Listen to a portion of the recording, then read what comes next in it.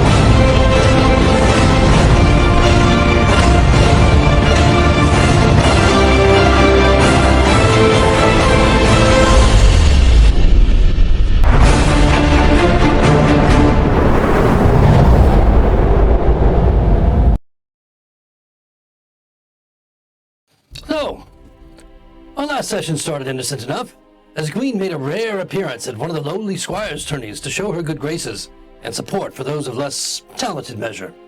On this day, it happened to be the Sir Clydewell Arena, where our heroes were preparing to depart for the Dormonts.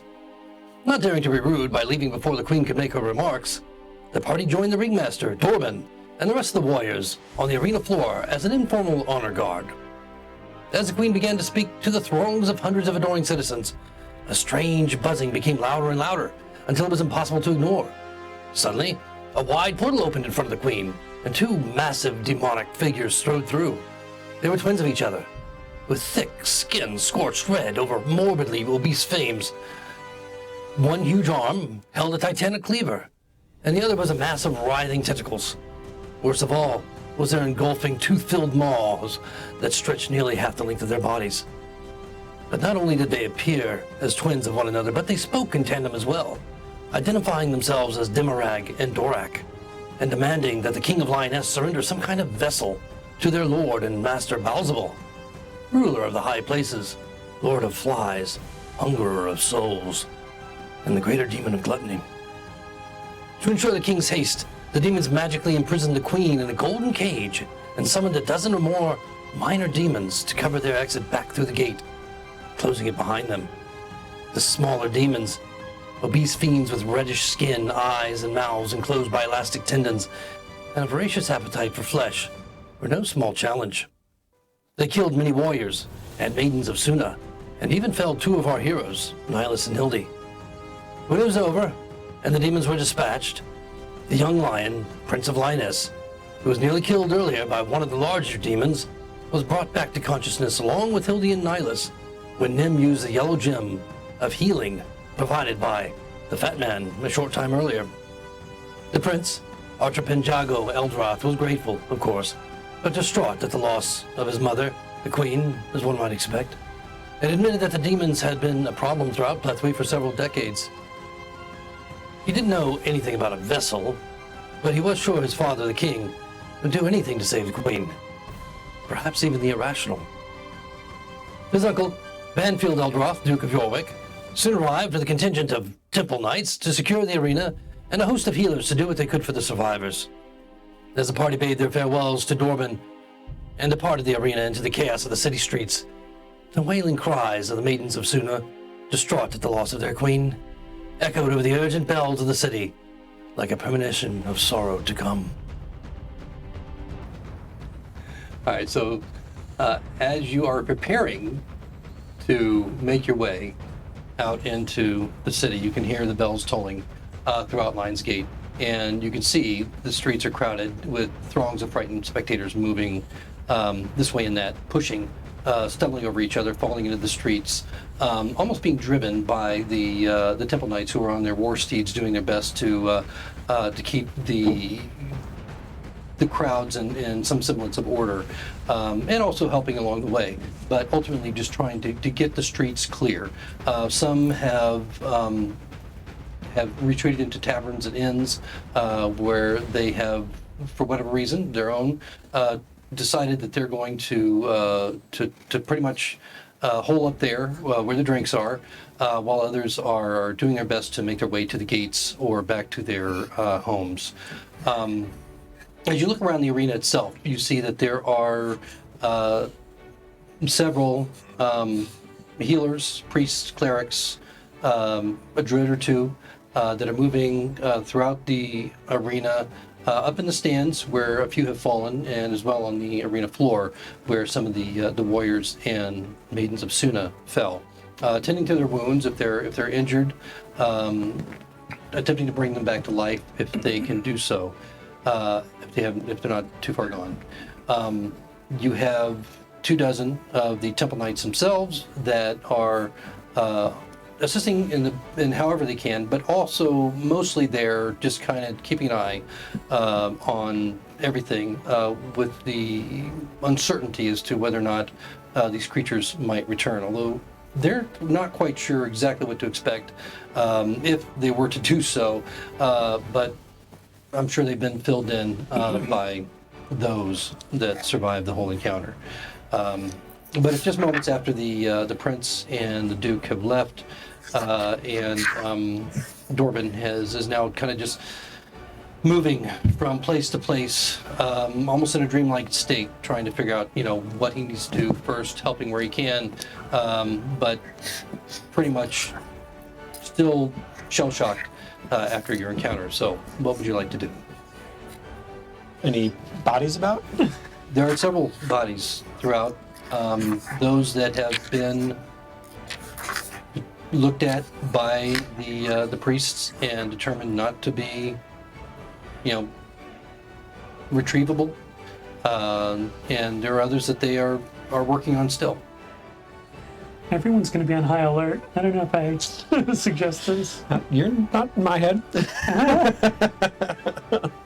All right, I will. Unless I see a visible pouch somewhere, I'm not going to do anything. Well, I mean, if you want to make a perception check, you certainly can. I certainly will. Oh, that's 9. 9 plus 11. 11, okay.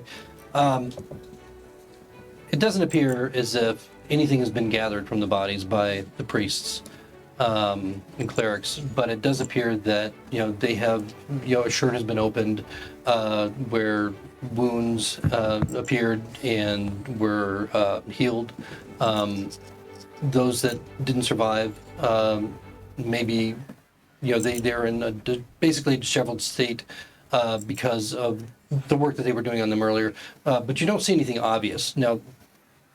Likely that they have a pouch under a coat or a cloak, or in a pocket, coins or gems or whatever they might carry of any value, but it's not clearly evident as you peer around the arena. They probably wouldn't carry it on them into the arena to do gladiatorial battle. I had mine. I'm just going to walk over to one where I don't see any priests, kneel down, pretend I'm checking the body, and is there a weapon nearby? Yeah, you can easily find a weapon. Then what I will do is I'll put my hand on the weapon, move it to the side, and I'll check them. Then I'll pick it up again, move it to the other side, and then when I stand up, I'll pick it up and I'll walk away with it. The weapon? Yeah. Okay. So roll a d4. D4. This to see how many guards shoot. 2?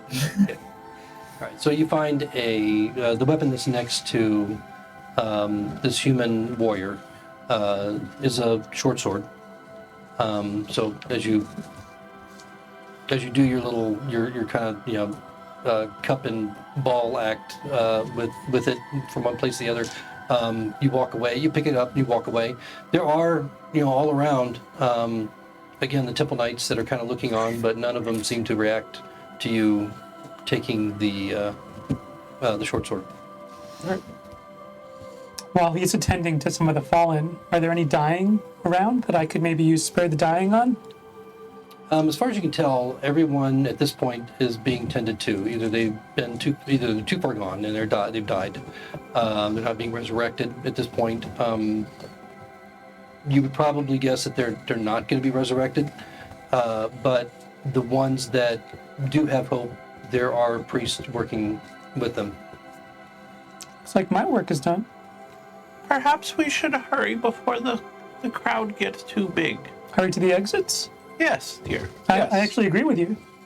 Let's get to those exits. And you'll see You're very Styx wise. running ahead of the group. Ravik, I think at one point you mentioned that we were in like the west side of town, the Western Arena. Yeah, so the arena itself is situated on the western side of Lionsgate, only a couple hundred yards from, down the boulevard from the western gate. So you're not too far away, but as you look out, you see the thick crowds ahead of you. It's going to take some doing, to get to them, even down this very, very broad boulevard that kind of like it separates and circles around the arena. The arena is clearly the centerpiece of this particular area of the city. And then down this broad arena that is about 40 feet wide, you can see that there are, of course, shops and taverns and so forth that line the way, all the way down, along with fountains and trees and hedges. And it's a beautiful city. Lots of white marble and gleaming gold domes and that sort of thing, Suna. And you can see the gate well down the boulevard.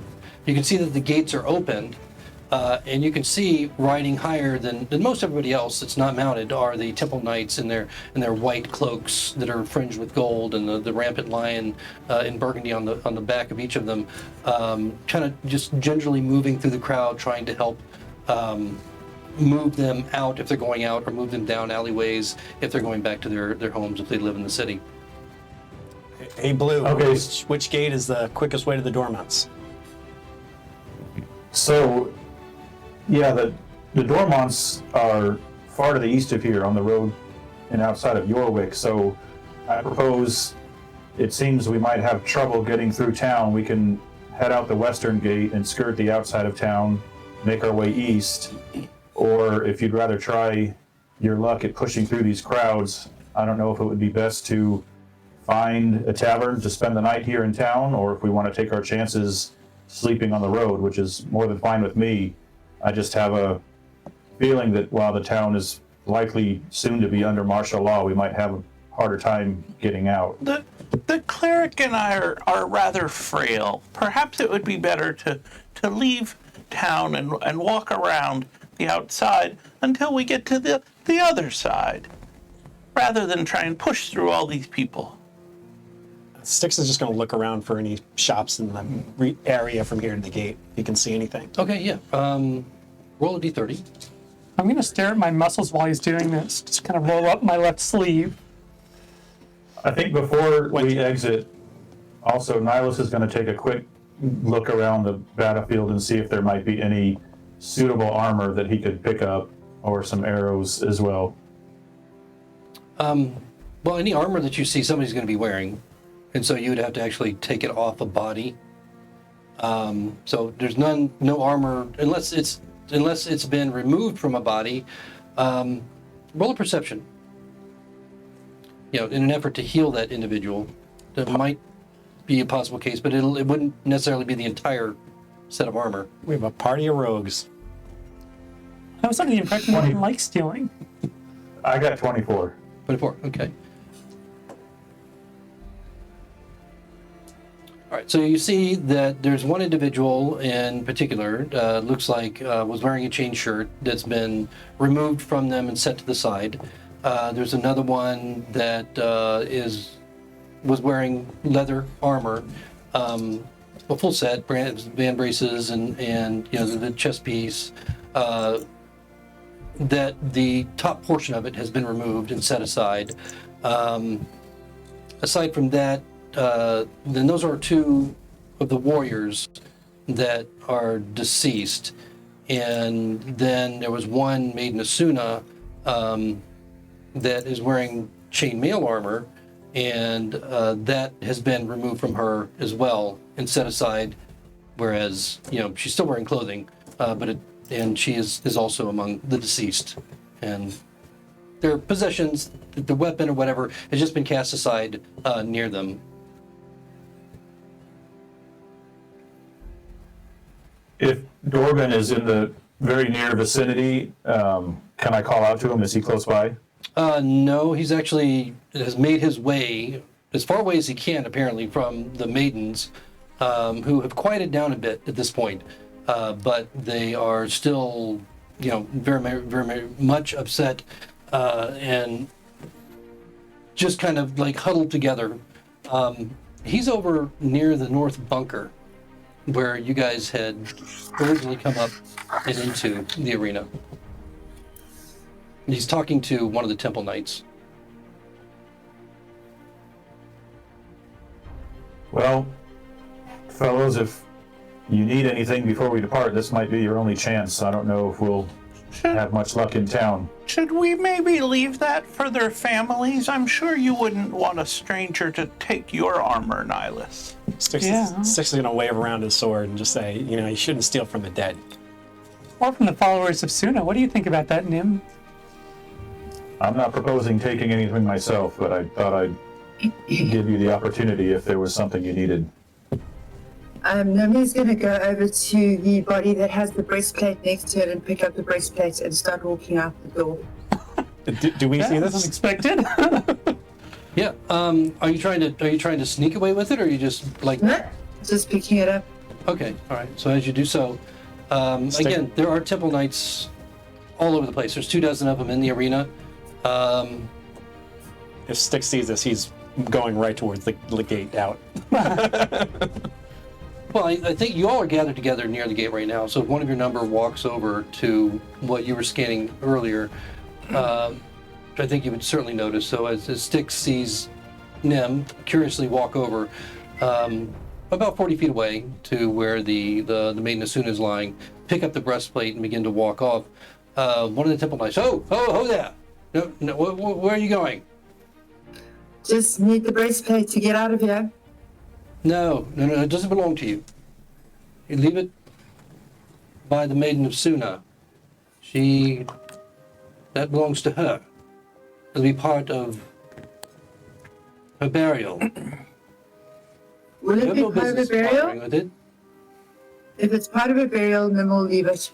Yes, you will, unless you'd like to go spend a little bit of time in our local jail here and explain to a magistrate why you're walking away with a temple knight's armor. No need for that. All right then. What does Nim do? Does she take it or leave So it? what it... No, she drops it. Okay, all right. You see I him, don't think Nim would have been aware that it would have been buried with the maiden of Suna, so she would just drop it. all right. As you just drop it, the temple knight, who's just a few feet away, walks over. You see him pick it up. He's got a scowl on his face as he looks at you. I thought you, Sylvan, cared more about life, had more of a sense of what it is for those who have accomplished what these have. And he tries to brush off the armor a bit, gingerly, and then reverently takes it over. Under other circumstances, you'd be going with us. As you are now, with everyone leaving the city, I suggest you do as well. I turn to No. Styx and I say, can you believe we're traveling with such a thief? Some people, some elves, heard they were shifty. I thought she was a follower of Suna. This is weird. This has taken a sideways turn. So, As Nim walks over to the group, I'm just going to say to her in Thieves' Camp, the Abba shake the dinghy, eh? And see what she says. See if she understands. Do I understand, Ravik?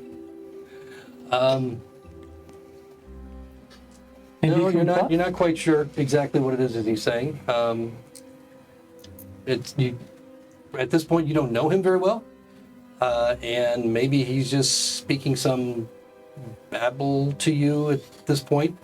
You can understand the words, as you can understand the words of anyone that you're speaking to, but you're not catching their meaning.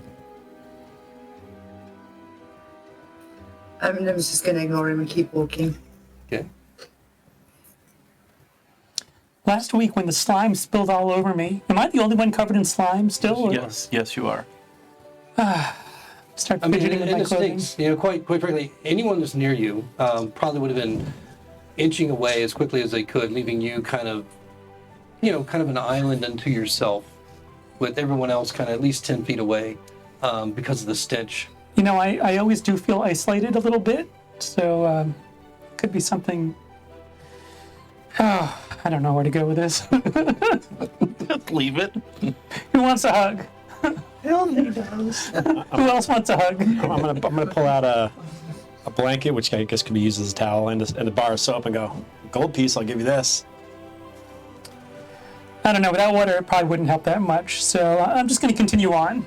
It'll be my new thing. Yeah, I mean, there's definitely it's kind of a red, rust-colored stain everywhere that it's exploded over you when you killed that thing. A nice little bonus to the act of putting it out of its misery. It just kind of transferred its misery to you. Oh, That was nice. I already had enough, but I'll just tell people that the red stain is the blood of my enemies. Which is Pretty not mess- true. Okay, I'll go with it. What did you roll on the D30? 20. Six? Okay. So in the moment that you kind of glanced out to see, what shops might be ahead, the one shop you did notice right away was the hanging sign of a shop that sells musical instruments. Just gonna keep my eye out for other shops. Okay. Oh. As you guys gather to leave the arena, what's your plan? Which way are you going to go? That were I think we're going to go up the west Where's gate exit? and skirt the city on the outside. Okay. So although the flow of the crowd the majority of it is moving out toward the west gate, you're going to be actually going against the flow of the crowd to go around to the north or the south of the arena to get to the other side. So that is going to be a challenge in of itself. You can attempt to do so, of course, but if you've ever been to Manhattan, during rush hour, and just the throngs of people, walking one way or the other, it's almost, it's a difficult thing to move against them. I'm confused. I thought we could see the gate in front of us. You can see the western gate. Yes, we're heading out the western gate and then going to go around the city to the eastern side. Okay, I understood that you were going to go to the eastern gate No. and then around. Okay. All right, so then you're heading directly down the boulevard toward the western gate. Yep. Sorry. We're using Jolo as a crowd clearer. And that's actually helpful. It actually improves your movement a little bit as those that he comes close to, the stench kind of leading the way, they quickly, turn their noses scrunching up and move aside to let him pass, and the rest of you kind of filing in behind. I'm helping. No one's more surprised than I am, but this is great. So roll another couple of D30s, and I'll tell you what you see along the way. Is there 7. a stench roll? 29. Okay, so you see what looks like an artisan shop, and on the left-hand side, which would be really hard to get to, and on the right, not too far away, seeming to still be open, is a tattoo shop. Do we want to get matching tats? I could No get time for wire tattoos. around my There's also a body. tavern nearby that is literally just packed with patrons. You can see that there are a group of 5 vergivores that are just barely on their feet, mugs sloshing in their typical fashion. They greet any kind of alarm and urgency with copious amounts of alcohol. Have found are pushing their way forcefully into one of the taverns to the disgruntled but then quickly stifled complaints of those that they move aside. The ones that seems to be the hardest on are a pair of kabooter gnomes that are kind of skipping along the outside edge very quickly, moving in and out underneath people, thinking that they're about to be trampled. They're moving so fast and so dexterously that they manage to worm through the crowd, and you just kind of see glimpses of them here and there as they literally move, below their feet. Oh, look. Can I And then keep my you hand on my have pouches? Hoplins, which are the halflings that are moving as best they can, but they're taking a little bit rougher time of it. There's even one looks like a big muscular human with a Hoplin female on his shoulders, just kind of like pushing his way, through the crowd toward the gate. And the Sylvan Centaur, given their bulk, a couple of them are pretty big, and then there's a couple of smaller ones with them that, like a regular mount or steed, is people are getting out of the way as their huge bulks move forward as well. Sticks, do you Guys? think you could carry me like that? You look at me, and I'm not a strong guy, so I'm gonna be like, hell no. Oh, all right. Jolo might be able to help you. No, I'm good. Rabbit, can I see a source tower? Is that nearby, or is that I'm off in already the covering distance? enough slime right here. Yeah, during the day, the glow from the crimson crystal that revolves at the top of the Atlantean towers that are built in almost every major city is not as bright, and so it is getting late in the day, but almost intuitively, you kind of know where to look, and as you glance around, you can see the dull glow. You can't see the tower itself. It's over on the north side of the city, near the palace, but the city elevates at that point. And so you see the secondary wall, you see the top of the spires, but because of the orientation of the arena, you can't quite see the tower itself, but you know it's up in that direction. I assume my scent is fading quickly, very, very quickly. It's, Oh, no, it's no, going to no, be gone. It's like No, it lingers. prevalent. Oh no, I'm far too humble. No. we should make use of it while it lasts and just keep heading toward the gate. We should find you a tailor. You guys are about Get halfway. some You guys clothes. are about halfway I've got at this clothes. point. Beautiful flowing clothes, mostly flowing. I'm gonna look Yeah, up we'll and just down. keep going. I think we should get you some new ones. Oh. Okay. So you moved about 100 yards at this point. Did you want to continue looking for shops and so forth? Okay, roll a couple more d30s. All better. Yeah. 16, 11. Okay. I think it just matters that I don't think the number highness matters. The Yeah. Just a little. Over on the left-hand side, you guys are moving down the right-hand side at this point, kind of near the center, but there's a lot of people moving with you. Over on the left-hand side, which would be harder to get to, you see what appears to be a shingle with game pieces and so forth, which would indicate a game shop of some sort. Oh, I wonder if they And have. then the second number was a 16. yes. Okay. Coming up on your right-hand side is the shingle that would indicate a jeweler or gem cutter shop. It's too bad we don't have a gem. It's I gonna be do. useful. I do. No, It's gonna take too long. I'll wait. Okay. So you move up. Didn't Nihilus have a gem? That's what I said. Never mind. Is there any? Do I notice any tension between Nim and Nihilus? You can roll perception. 5. I'm too busy looking for shops. Yeah. I mean, you're getting bumped into, you're getting pushed.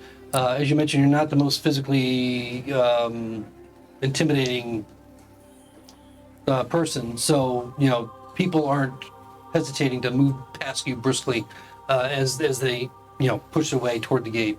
And again, everyone's kind of keeping it in pace by the Temple Knights on each side, just kind of, prodding and guiding gently along the way. And so a couple more rolls as you get to the gate itself, almost to the gate. Are we looking for stables as well? What was that? Are we looking for stables? Oh, 21 and 11. We should be. Okay. You already rolled 11. Yeah. That's your second 11? Yep. Okay. So the one on the left-hand side appears to be a general store, basically. Supplies, that sort of thing. Tools and pots and pans and ropes and ladders and things like that. and then the other one was a 21. Yeah. This shop, it's not a stable, but you can tell by the symbols on the shingle that hangs over it that they sell saddles, feed, and packs, for horses and tack and barding, that sort of thing. Perhaps Maybe we can inquire there where the nearest stable is. and maybe some food for the road at the general store. Styx doesn't seem to eat enough. You look like you need some meat on your bones too. Oh, I need some meat, dear. So you guys are you all going to go together, or are you going to separate? I don't think we should separate with all this chaos going on. No, I'm much too frail to separate. And we've got to keep an eye on Nim. I don't know what she's going to be taking next. Now that you note that there's a fight that's broken out down one of the alleyways, there's lots of people moving down that alleyway, but it looks like a dwarf and a hoplin have gone to blows. And to your surprise, it looks like the hoplin is wailing on the dwarf, getting the best of him, landing a few. His face is kind of bloodied. Everybody else is just kind of like not really stopping, but just kind of slowing a little bit as they move around. Did you want to do anything, or just keep going? Keep going. No, I'll just mention to everybody things seem to be heating up here. I think we need to make haste. Yeah, just as you pass and make the decision to pass, you hear the clunk, clunk, clunk, clunk of a horse coming up behind you, and then turning down that alleyway as a temple knight goes rushing down there to put it into it. Well, were we passing, or were we going into one of the stores? You're on your way. So which one did you want to go to first? Did you want to press through the crowd to get to the general store, or the easier one is to get to where the saddle and feed are? We could ask the general store just as easily where a stable is. Yeah. Go to the general store. All right. So make your way over there. It takes some doing. Jolo, clear a path. With the help of Jolo, certainly is helpful. He'll make a dex save. Wait, That would include my dex mod? Oh yeah. Oh, okay, that'll be a 3. I think you got a little too close to me.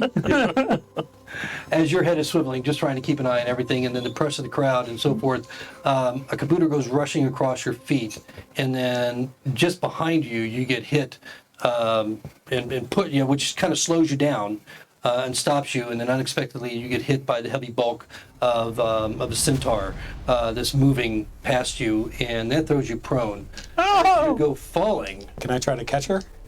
Do you want to? You don't really have a marching order, so I'm not sure where you're going to be, if you're going to be close enough, especially with the press of the crowd. You may have you can make an acrobatics at disadvantage and see if you might be close enough to stop her from hitting the ground.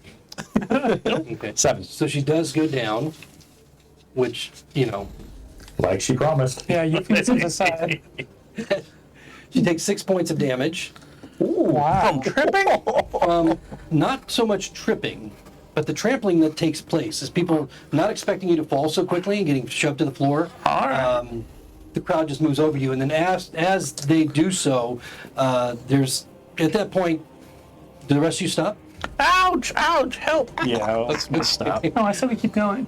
So at that point, No more as the rest stop. of you stop and pause, the crowd begins to, move around you, realizing that there's a person on the ground at that point. And you've seen this happen a few times as you've moved down the boulevard. What are you gonna do? Pick her up. Oh, thank you. She's a large individual. But she's light. Tall but frail. I wouldn't want to get any of the slime on you. And so- as I pick her up, I'll look at Jolo, who's not helping at all. And I'll up her up. No, I'm good. He's keeping the crowd at bay with his Yeah. sketch, but attracting flies at this point. Would you say that I am the lord of the flies? Not yet, but you're certainly going in that direction. Maybe you should wait outside when we go in the store. Nah, I'm good. People get a good place, they'll want me to leave. Maybe they'll want us all to leave. I could be a distraction. someone wanted to steal something, Nim. All right, so as you get to the general store, at this point, with Hildy in tow, when you get there, the door is locked. And you realize, you're really close to the arena still, so they probably knew fairly early that, there was a bad situation. Well, that's a shame. Is there a window? Can I look inside? Yeah, there are windows. I'll just take a look inside. All right, roll perception. And Nim's gonna bang on the door at the same time. 10 plus 2, 12. All right. So you don't see anything at first. You do see that there is light coming from a slightly cracked open door in the back of the general store, and you see, you can see kind of down the central lane aisle, where there's all kinds of different merchandise, and there's several aisles of merchandise, mostly tables and shelves that are just strewn with all kinds of different items that you would expect to find in a general store. But after Nim bangs on the door, you note that the shadow emerges from in the crack of the door, blocking the light, and as if somebody's peering through it and then out toward the front. Can I push Nihilus in front of the window? Because I think he's going to be... Atlanteans are a little more stand-upish than some human. If Nihilus allows you to do so. No? I mean, is he pushing me? I don't think If I'd you let want to shove push me. him, you can. Yeah, I'll give him a little shove. All right, roll athletics. And Nihilus, you roll athletics. Oh, not 20. Oh, shit. -1. And that 20 minus Athletics or acrobatics? athletics, the strength contest. Oh, then 14. Okay. All right. So you weren't expecting Styx to have the leverage that he did. Probably more about leverage than strength at this point, as he suddenly just kind of pulls you over in front of the window, and you're kind of standing there with the crowds behind you.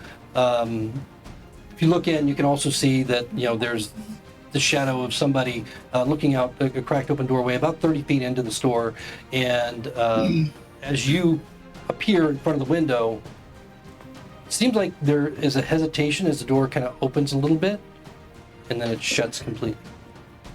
Nim's gonna just shout through the door crack at the shadow. Just 5 minutes. We're heading out of town. Time for you to make a sale. You don't know when you're going to be able to open your shop again. Okay. Roll persuasion.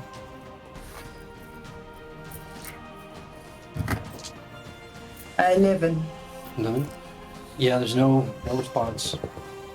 If I were to touch the window or the door and just light it up, can I see who's inside? Using light What are you casting it on? on either the front door. Could I do the front door? Yeah, I mean, you can cast it on the front door. As you do so, the entire, that area, what is it, a small area of the door that you cast it upon illuminates. What's the... Only on my side or also on... What's the area that it affects? It affects no larger than 10 feet in any dimension. Okay, so it's pretty... It can affect a pretty big area, right? I don't do anything small. But Don't say anything. But you have the choice as to how much of the area that it says up to 10 feet, right? But is it just And going it to be says, outside? You right, touch one object that is no larger than 10 feet in any dimension. and it's So bright light for 20 feet I would assume a radius. door is not more than 10. Yeah. So when you do touch it, it illuminates brightly. The light, shining back. There's a few, surprise exclamations from those nearby. People still, there's a pause or two. People still keep moving, but it doesn't illuminate the other side. As you look through the window, it Not the doesn't whole illuminate object. the inside. Oh. Okay, I'm going to undo it. I'm going to stop it because that doesn't really seem to help me at all. That was very bright there. I have a lot of bright ideas. Think of it in the same way as if you illuminated a shield. It'd only be the front. Okay. Whereas a pebble would be, it's just round, or it might illuminate more than just one side of it. All right, let's try somewhere else. Nihilus, Unless before you we guys want to leave, break down the door. Nihilus is just going to rap on the window real quick and just kind of shout against it. Could you just point us in the direction of the nearest stables, please? All right, roll a persuasion.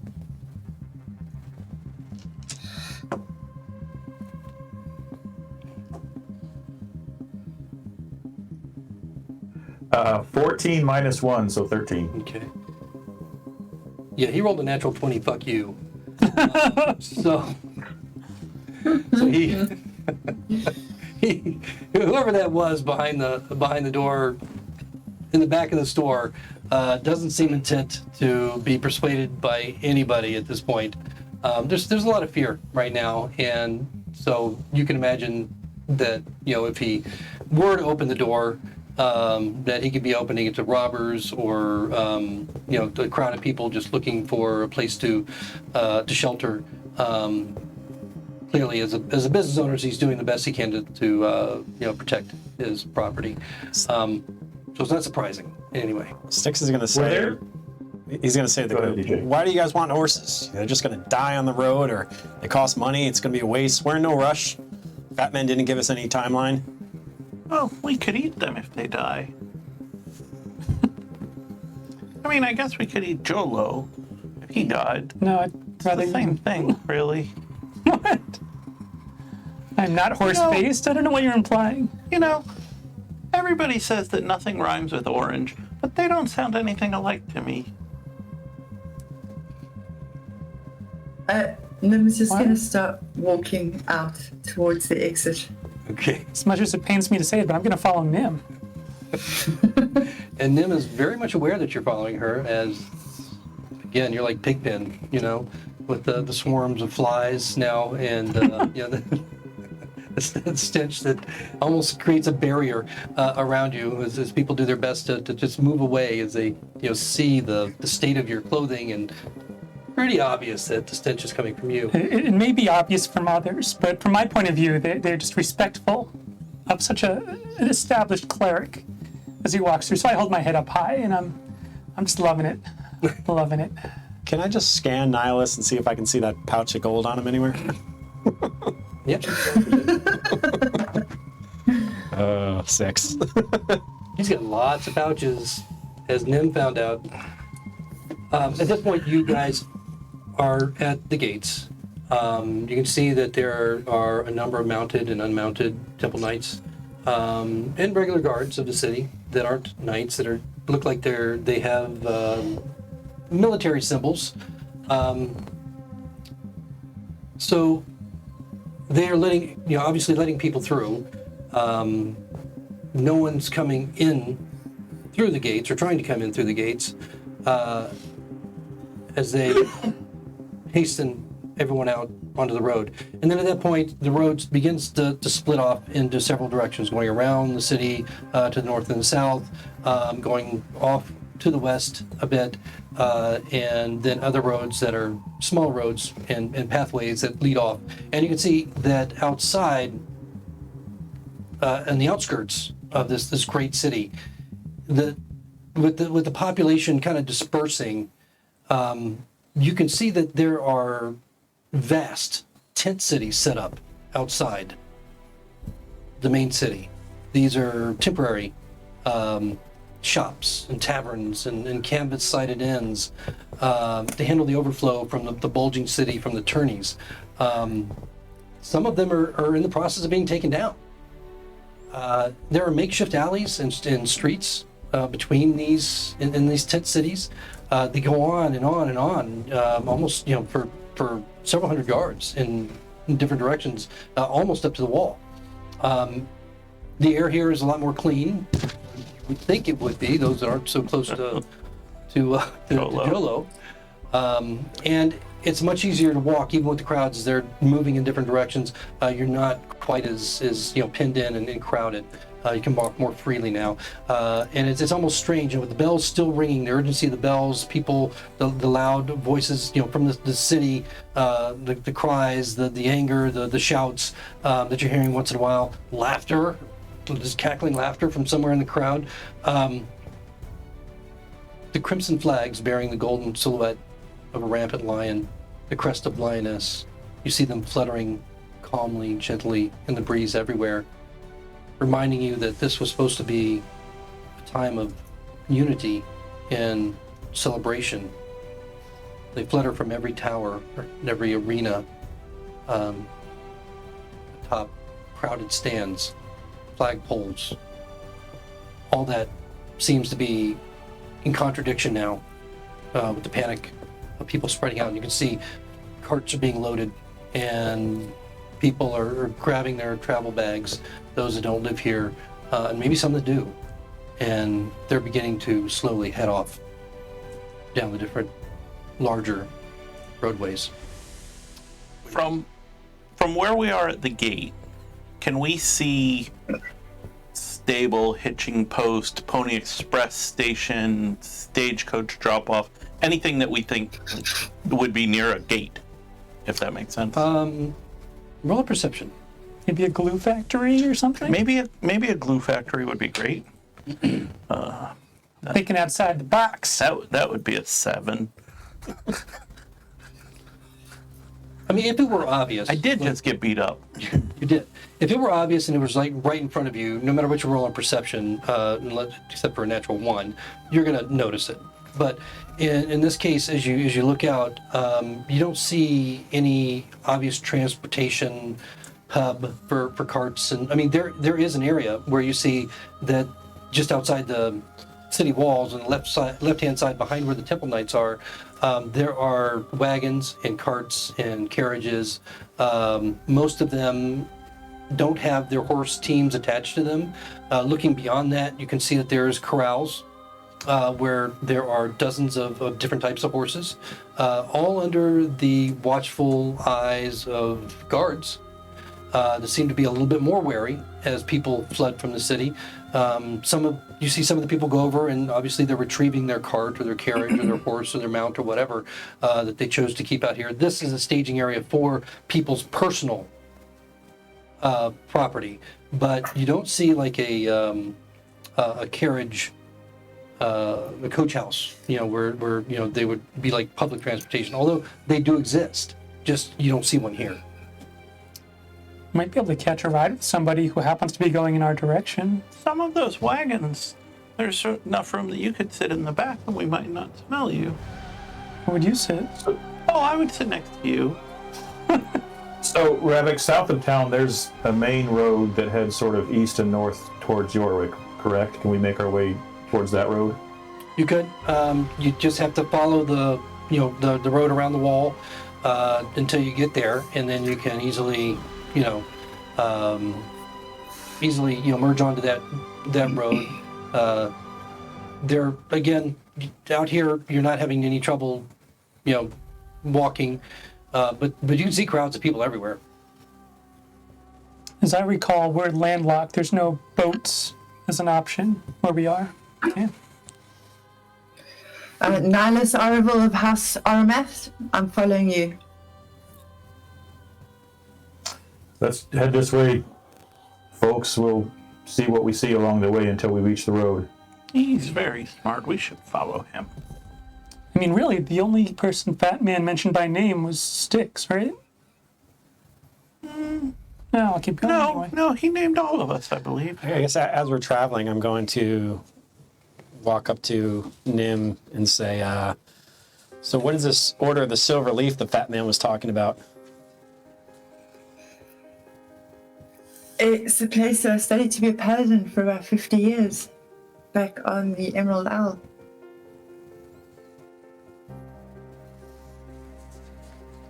And how about you, Nihilus? He mentioned something about some mission for the Empire. What's that? We can speak of that later. I don't know that this is the time to get into idle chit-chat. We need to make our way through these crowds of people, and maybe once we're on the road. Ooh, cliffhanger. Love it. That's a shame. I like the idle chit chat. It is a little bit hard, even though there's not as many people as what inside the city. There's still quite a lot of people around going the same way you are. Some in horses and carts, some mounted, some many walking. So it is a little, you're still among a lot of people, just not, in a press like you were inside. It takes you about 45 minutes to get around to the east side, and not so much because of the crowds as much because you're moving normally, but just the sheer distance to get around to that side of the city. Plus, you have to cross where the southern gate exits, and you can see that there is, even though it's quite a bit further from the arena where you guys were in, Sir Clydewell Arena, there are other arenas inside that you can see. Some that have been built temporarily out of wood, some that are more permanent and are there all the time, or have been built specifically for the tourneys out of stone. But the masses coming out of the south make it difficult to traverse past for a while and then get to the other side and go around the eastern side of Lions Gate. But when you finally do, you kind of merge with the crowds that are exiting the east side, again dispersing in lots of directions. Not everybody heading up to Yorwick, but there are quite a few. I mean, this is a major thoroughfare highway, that is paved all the way up to Yorwick, as Nihilus would know, and some of the rest of you would know as well, that have traveled on that road. It's a main artery up to Yorwick, with lots of settlements and farmsteads and wayside inns and places to stay along the way. You know that there's some areas that are more in the country that there's not a lot around, and it's a little bit more wildernessy than others, but they are generally patrolled between Yorwick and Lions Gate. Lioness itself is considered a very secure and peaceful kingdom, but there are still those outlying areas where trouble happens. There are bandits from time to time, but this is a very, very well-traveled road, and you feel pretty confident that you're moving. You're in safe company in any case, for the most part, at least for now.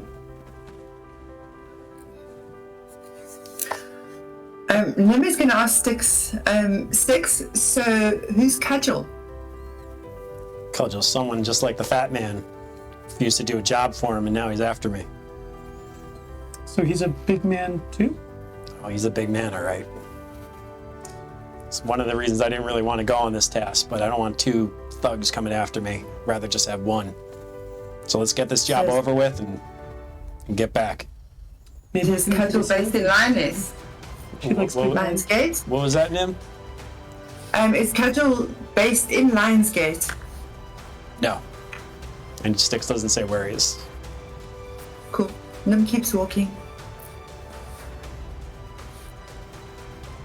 So, for those of you that have been between Yorwick and Lions Gate, you know that the distance between the two cities is about 300 miles, and that it would probably take on foot somewhere in the neighborhood of 8 to 10 days, depending on the weather, to get there. As you're only really moving, 4 miles an hour on foot, and so at best. But depending on how long you travel, during the day, it may shorten the time considerably. Obviously, it would be a lot quicker on horse if you had one, and a cart is really not much faster than foot. So it's a distance either way. No matter how you look at it, it's a good distance either way.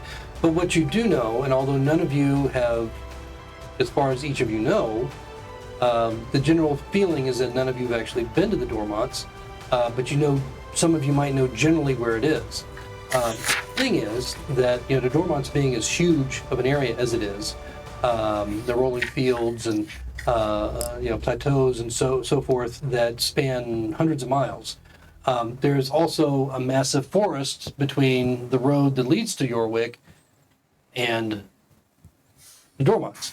So you, as might have been implied, I think earlier, when speaking to either Dorban or the FatMan, once you got up into the area not too far away from Yorwick, some of the locals might be able to help out with directions. Some a little bit more familiar with the local area up there. So we know that Lionsgate is here. Yorwick's east? York is north. North. Yeah. Okay, I know the Dormonts are You're north going to go also. east and north up, Yes, sir. up the main road, and then the Dormonts are west of, this area here, west of Yorwick. So, do I know if we're going to pass through Yorwick? Or I have no idea, we're just heading If you out? get to Yorwick, then, well, I mean, Nihilus. It's like take the road to Yorwick and then we'll make a left and head towards the Dormonts. You're going to see Styx get a little uncomfortable and just put his hood up. Are you Yeah. cold, dear? Yes. All right.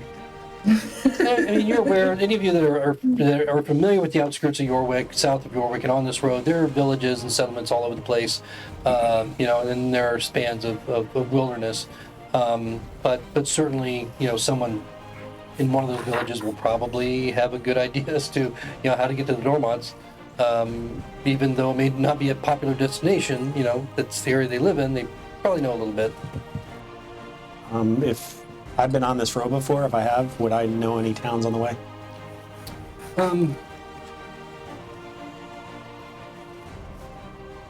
So, I mean, you would know if you came from Yorwick that down to Lionsgate, if you've been on this road from Yorwick, then yeah, you'd be familiar that there are villages and settlements, but you may not necessarily be really familiar with their names or exactly where they are. You may have a general idea, So I mean, if you want to make a history check based on your experience traveling this road, then you can do so. Nope. Nihilus is a bit sour because he literally just made this trip like a couple days ago. 4. Yeah, so I mean, you remember that there's villages and there's wayside inns, there's places to stay, there's lots going on, as you get closer to the cities, and then spans of nothingness in between. But you just don't recall the specific names of any of the villages or anybody that you might have met there. So what time is it now? At this point, it's about 6 o'clock in the evening, and you're about an hour away from dusk.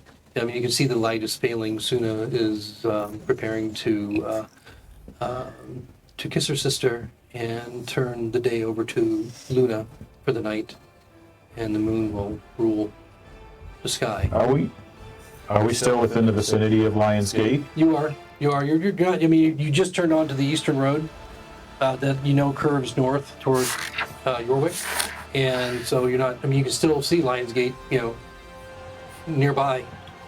In any of these tent cities outside of town, was there anything that looked like a makeshift tavern, a place we could stay the night or prepare before we left? Okay, so over on the east side, again, yes, the tent cities are very, very, very thick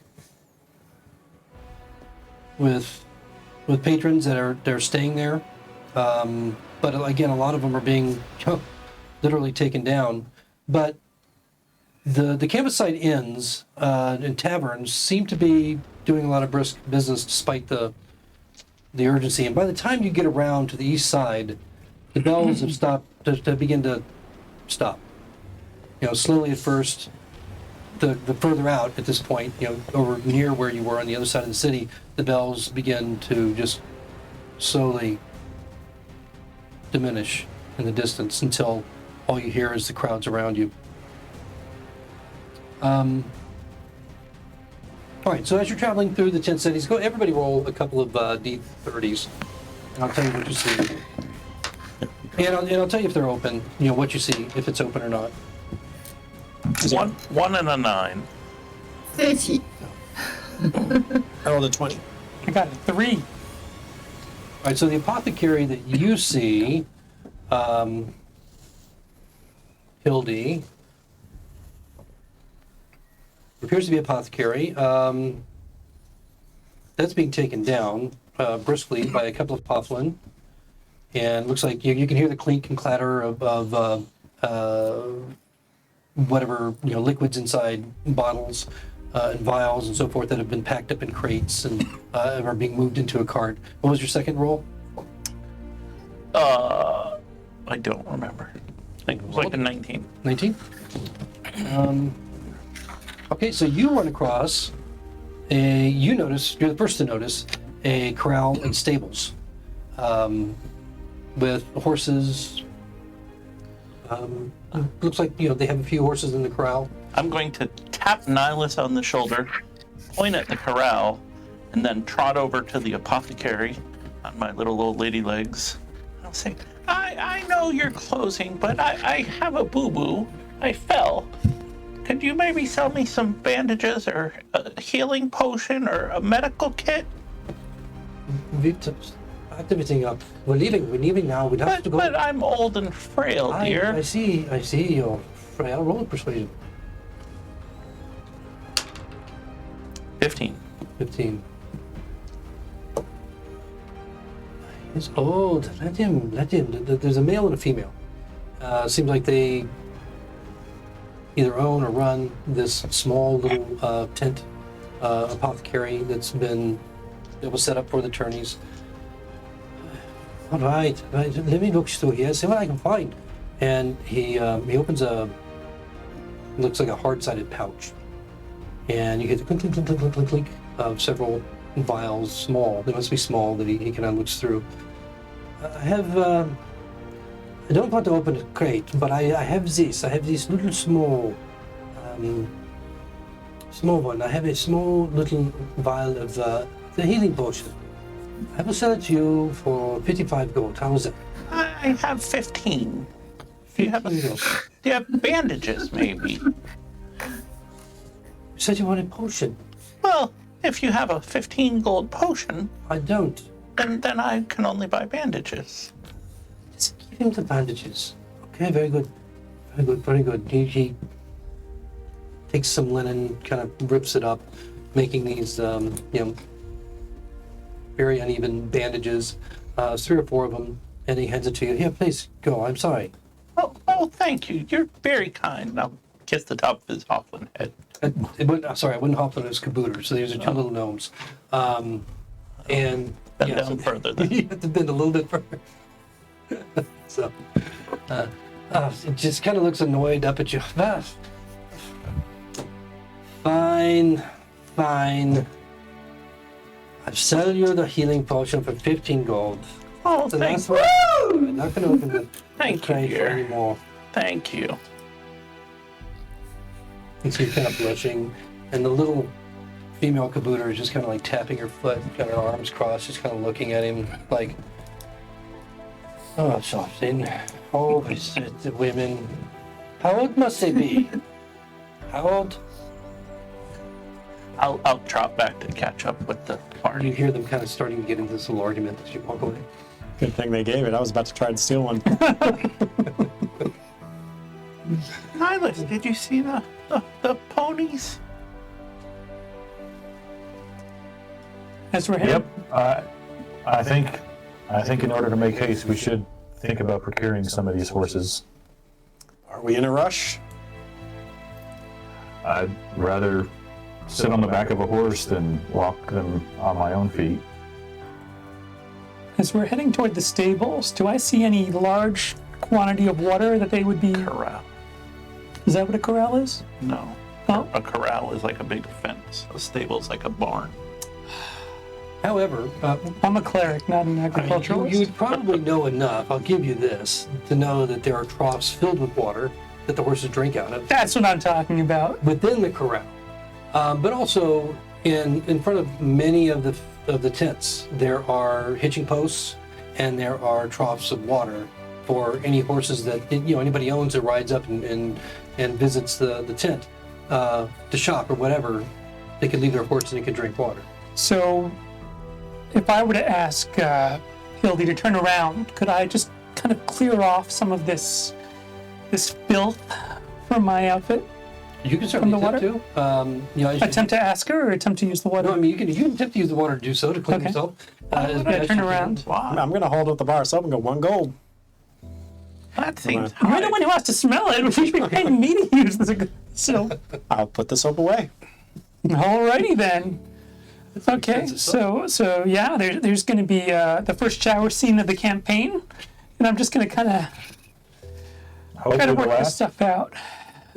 So the two horses that are at this trough immediately shy away as you walk up, and you're standing in front of this trough. It's got about 8 inches of water inside. It's about 3 feet long. The horses have moved as far as their reins will allow them to go in different directions, and I mean it looks. I mean, it's water. Well, There's you can smell the very strong horse scent, next to the horses. Is the in this horse area. scent worse than the slime, or Oh, is it? no. No. They can tolerate their own scent. so are there any sacks like packs on the horses? Maybe the horses will trust me if I smell like a horse. Figure while he's distracting everybody and sort of causing a scene in the While I'm trough. distracting the horses? One of them No, has a I'm sure regular everybody's saddle, saddle set up on it. Didn't have any bags of any sort on it. Another one has what looks like a bedroll that's been rolled up onto. It's got a couple of saddle bags. It's got a spear like shoved into the side of it, to keep it from falling out. It's looped on and tied. There's a hand axe that's hanging down off of a leather strip on the left-hand side. There's fur that is around the saddle itself. It doesn't look so much expensive as it looks probably handmade. And well taken care of. I'm sure he's causing a little scene with splashing water I on mean, the there's trough. nobody near the horse right now. And I'm gonna look around, see if anybody's around. Don't forget, I'm not frail. I'm muscular, I'm as we gonna, proved before. try to just reach in the saddlebag and see if there's anything there. All right.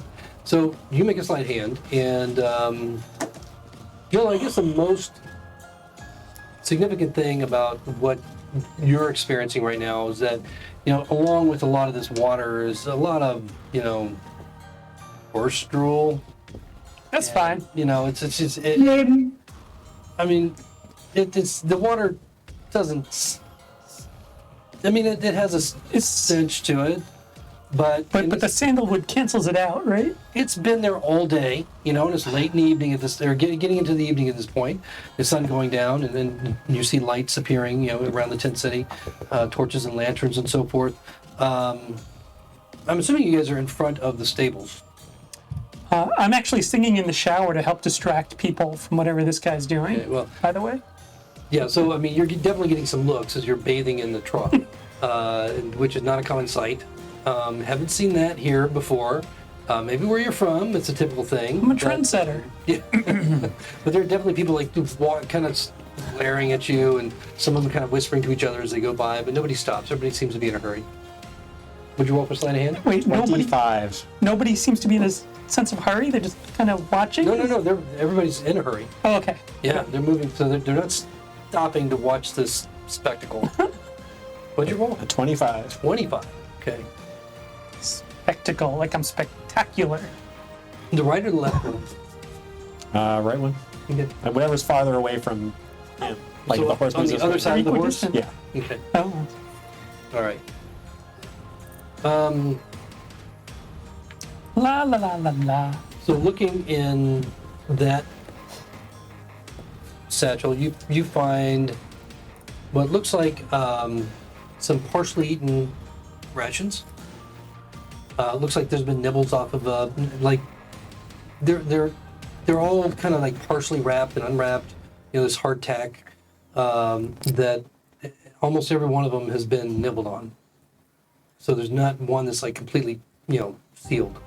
Like you would normally buy them, and some of them they look like they've been there for a while. A little bit of mold here and there. Okay. There's also a disc inside the pouch. It's about 6 inches in diameter, and it looks to be made of silver. And it has a hole in it, as if there would be perhaps a thong or something that went through it, like a leather strap. Maybe it's worn in some way.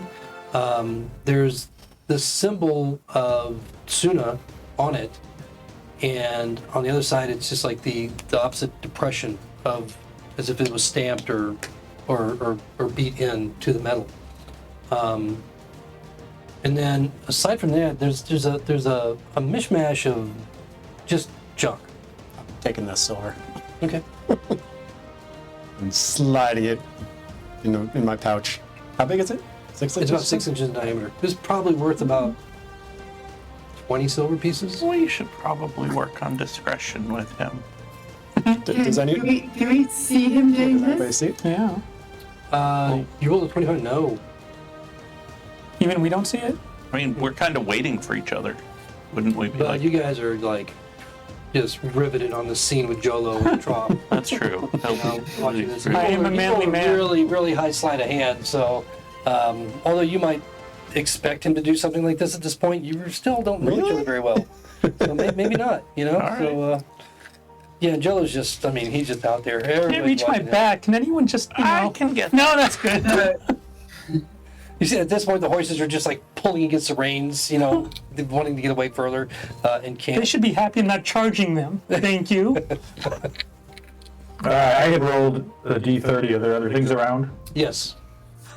So they're in front of. You're all kind of in front of the stables. And what did you roll on your D30?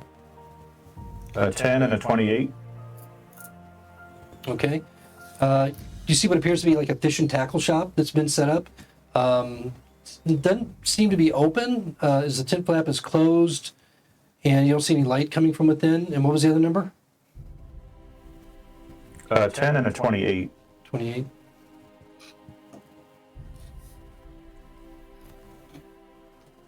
Okay. You see what looks like a. I mean, you recognize the symbol right away on the side of the temple as the what looks like a tent temple, as a temple of Suna, but it's very small and it looks like maybe just an outreach center. You know, that they have out there. It's obviously not a permanent structure, and maybe just for the faith, you know, that are out there, you know, residing in the tent city during the tourneys. And there's people moving in and out. It's a rather large tent. It looks like they probably have services, some ritualistic things going on. As we're getting closer to right at sunset now, you know, you can hear the intonation of what sounds like chanting and you know, the Nim would recognize as the tradition of the setting sun, which some And partake Jolo- of, you know. Jolo had said that he had a shield with the Suna symbol on it. I do. Of course, it's in the shower with me, because, you know, I'm still scrubbing away. Yeah, he's not paying attention to that, but you noticed it. Well, it as soon as he's finished cleaning himself off, I'll tap on Jolo's shoulder and say, it seems there's a temple of Suna over there. Maybe we should try to procure some horses for our travel, and maybe you can see if you can talk to your brother and see if they have any supplies they could aid us with on our journey. I don't know. Don't you think Suna would provide? I don't see any Are there any horses outside the Suna's temple? Makeshift temple? Yeah, there'd be some outside. I mean, it's again, it's a big tent. There's probably, it looks like there's about 8 horses outside. And there's fewer than 8 of us. Yeah. It's fantastic. Those- Okay. Those obviously belong to somebody. Just Well, I'm not saying we should take them. they obviously belong to the people that are going. But the stables are open.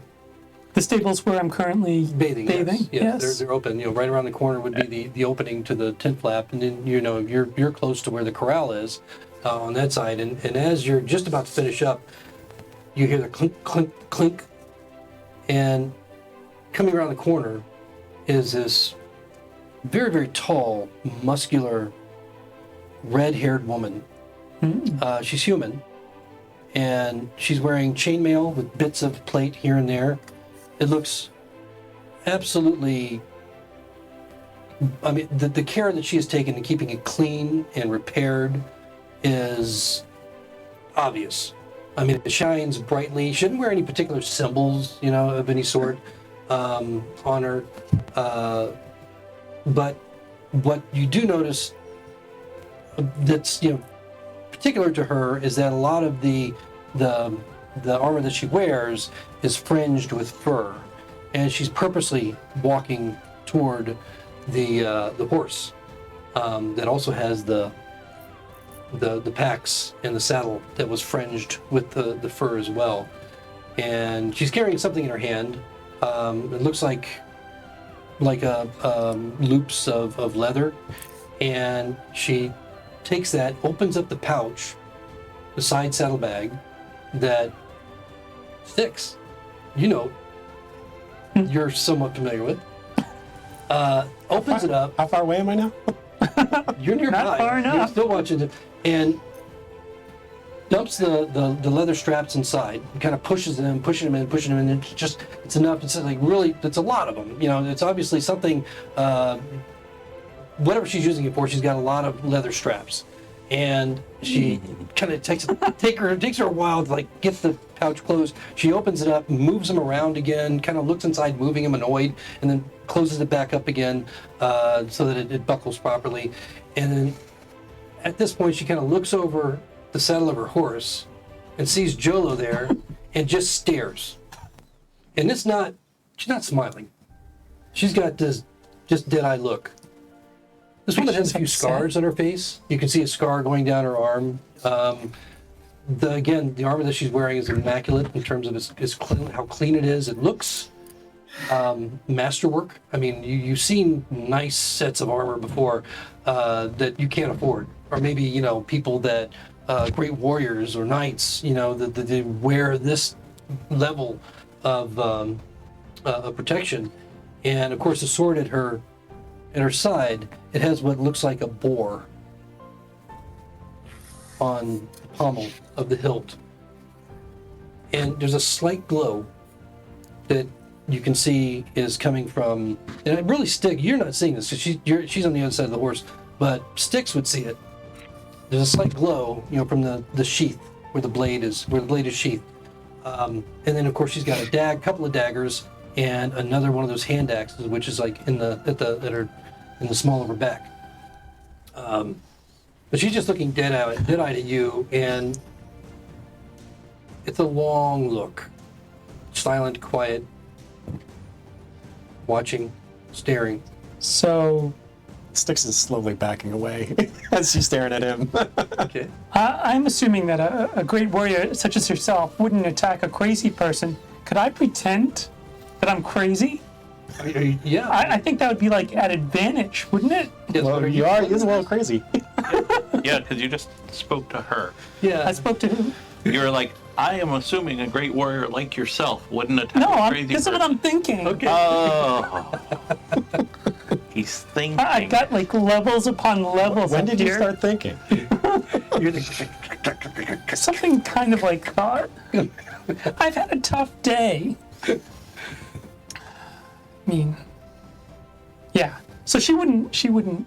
I'm assuming attack a crazy person. You I can assume could what you pretend to be their ward. Like they're just. Oh, I'm not. me? Well, No. Ward, we're not. As you're thinking of this, and all Styx this is walking going away. ahead, and you're thinking of this, and Styx is Trying to get a slowly headache all backing this away. thought. She, same dead-eyed stare without cracking a smile. You fucking stink. Still? She mounts her war horse and gives you one last glance and just pulls the horse and starts to trot down the road. I think I handled that pretty well. Me too. The rest of you just see Jolo like, I don't really she didn't- stink, do I? Perhaps she didn't like you doing that in her horse's water. Well, it wasn't like the horse was still using it. It was, dear, when we walked up. That's why it tried to pull away to the other side. Oh, I thought it just didn't like the smell. None of us like the smell.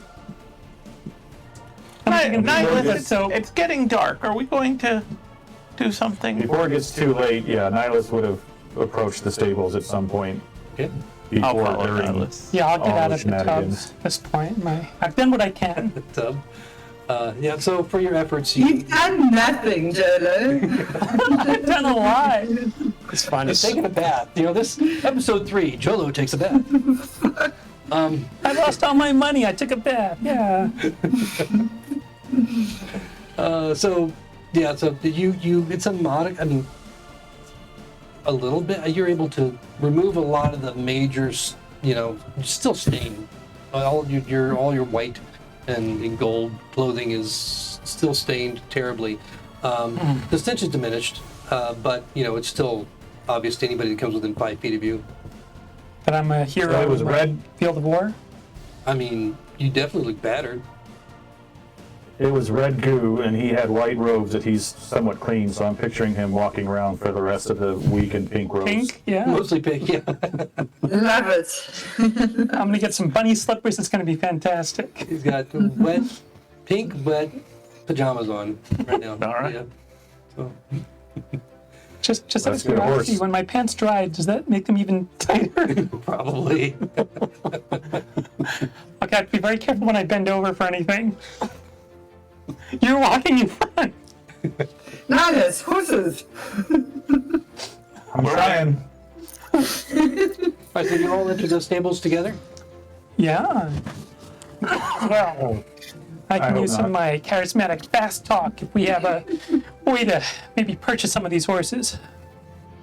All right. So as you go in, there's one other person inside that is just leaving. As you're coming, it looks like a farm, just a regular, typical, local that is quickly leaving.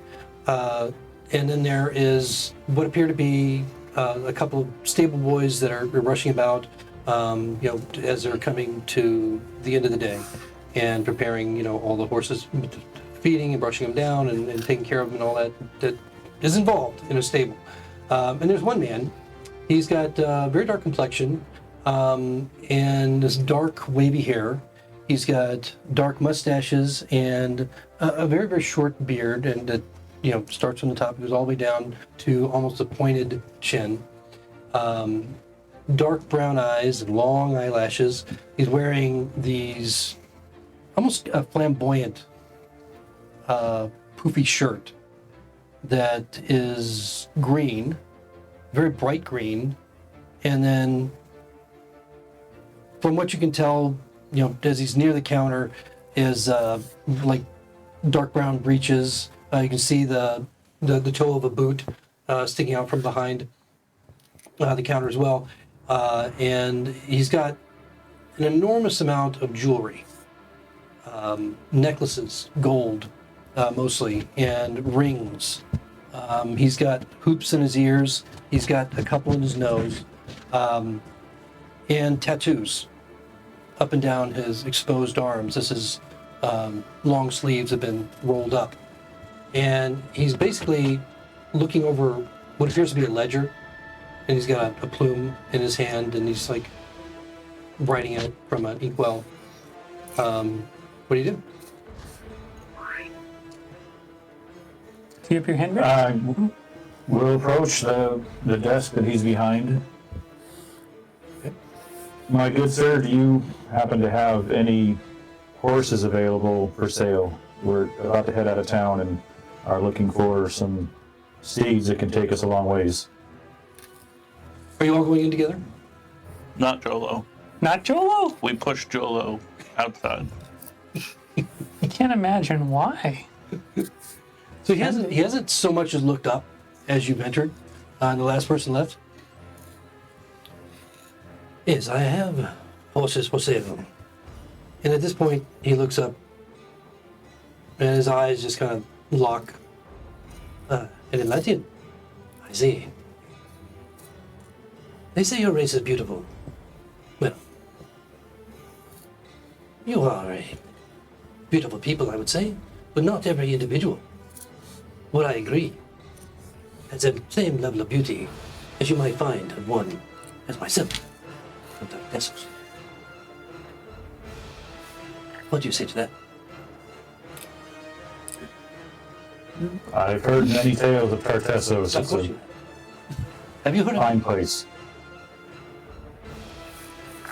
Are you here to see me in particular? Perhaps you've heard of me. Remind me your name again. It must have slipped my mind. Remind you my name. Well, such a thing. I would expect that you would know who I am.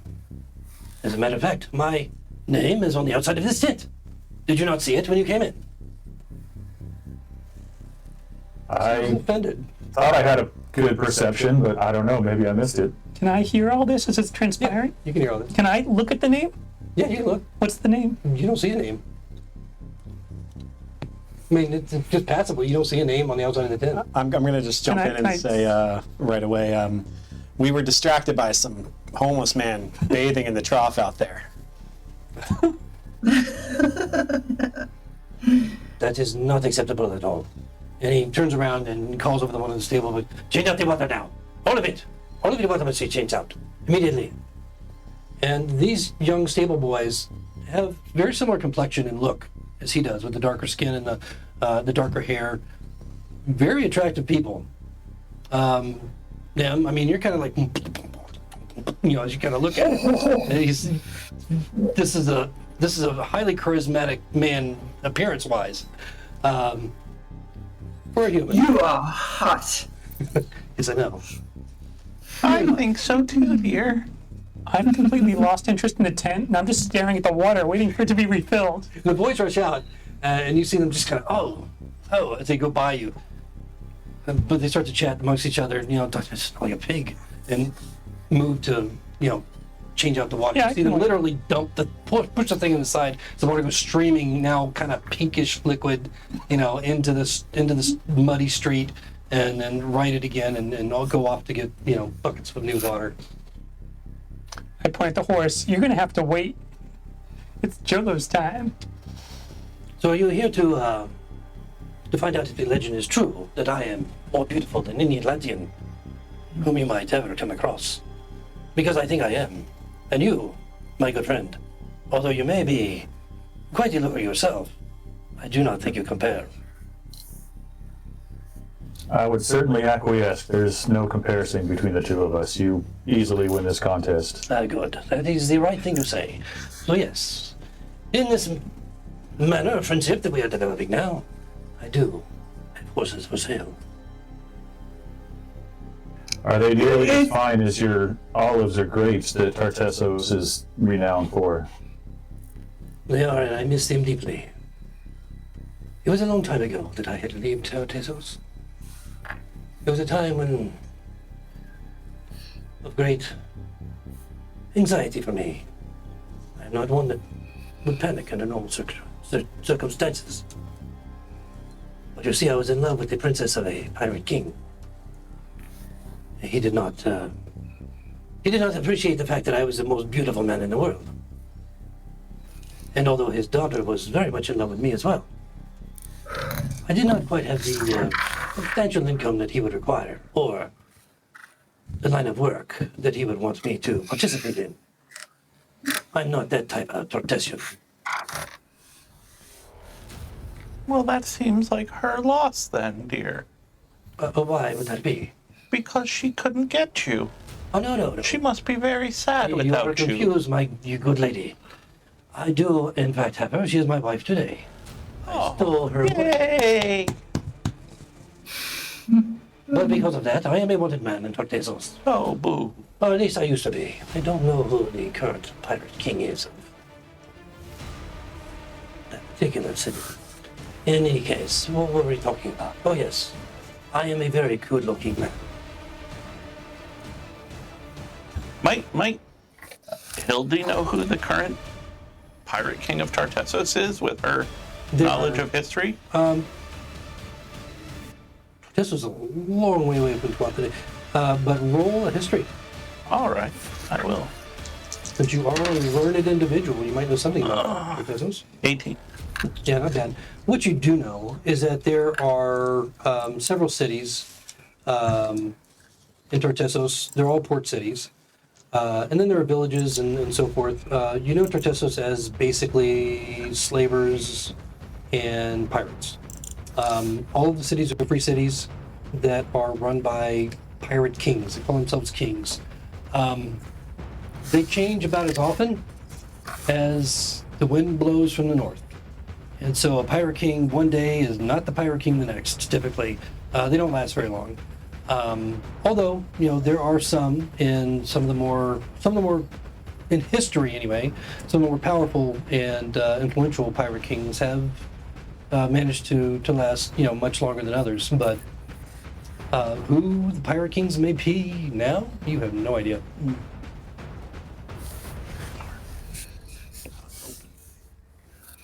Is that working out for you? Not well. Oh, okay.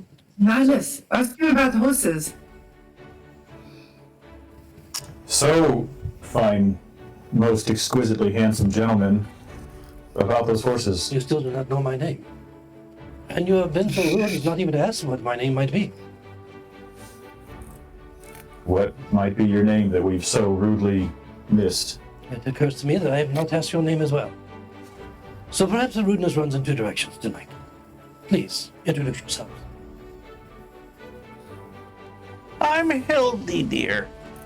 It is my pleasure to meet you. And he kisses your hand. Ooh, I like that. Nim, let him kiss your hand. Very nice. Nimble Tethalon of Emerald Isle. A Sylvan elf. He rushes from behind the counter and extends his two open hands to take yours if you extend it. And he does, and he just slowly drifts his lips up your fingers to the top of your hand and then plants a very slow, lingering kiss upon it. Do you feel how soft my lips are? They're the most softest lips outside of Cartesos.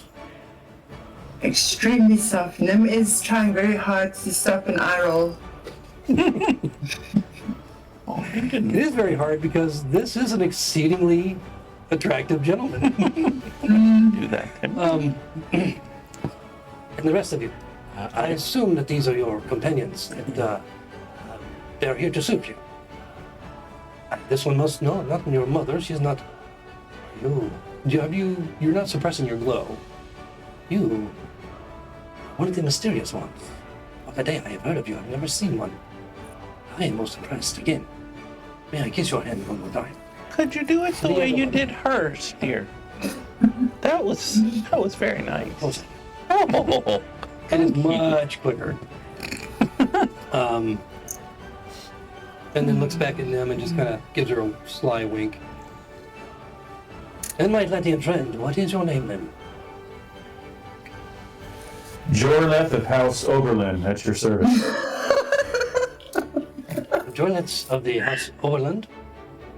It's a very unusual name for an Atlantean, I believe. But I will not deny what you're saying is true or not. Although, I'm not sure that I believe you.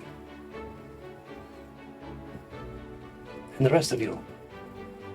Which really just sticks, I guess. This Jolo is like outside, just kind of. I am outside. Peeking through the open tent. Sticks that I am Sticks, the magic extraordinaire. Your name is Stick. Sticks. Why would you name yourself Stick? What kind of mother did you have that she named you Stick? It is short for Stixalon de Wirelon. I definitely do not believe you. But that is okay. We all have our secrets, as I do. I must keep my secrets to myself and very carefully, as I do not want the Pirate Kings to find me here. If they do, I will have to fight them in a duel until the death. Which, of course, I will win, because they will be dazzled by my beauty. So who are you, gorgeous man? Oh, yes. My name, of course. Francisco Porfantorio. At your service. From Pilgrim's Bay. Francisco. Time now, currently, in the place of Lionsgate and Lioness.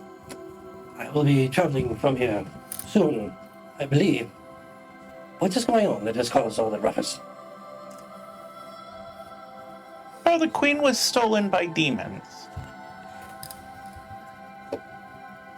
You disappointed me. I do not believe you, lady. I never lie.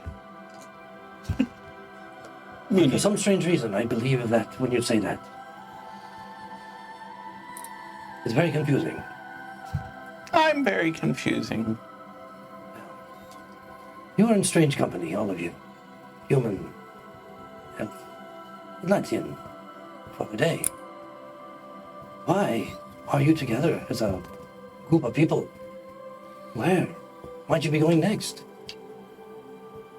We're just met by chance in the tournaments. We were somehow strung together to fight alongside each other. And after the ruckus in town, we've decided to head to Yorwick, where things are a little quieter. Well, that sounds very boring. I defeated a centaur, dear. I'm sure you did. Once again, I'm not sure that I believe you. I never lie. So you say. And oddly enough, I believe that. It's a conundrum I cannot explain. Contemplate my beauty. You know my wife, she is very beautiful as well. Not nearly as beautiful as I am, of course. As I Of course. walk down the street with this beautiful woman. And even the men, they look at me. Perhaps it's just the way of things. It's the curse that I have to carry. So, how can I be of service to you? Who are you? Yes. Horses? Horses, yes, horses, as you would like. I can sell you the horses. How many would you like and what kind? Do you want the kind the pillow wagon?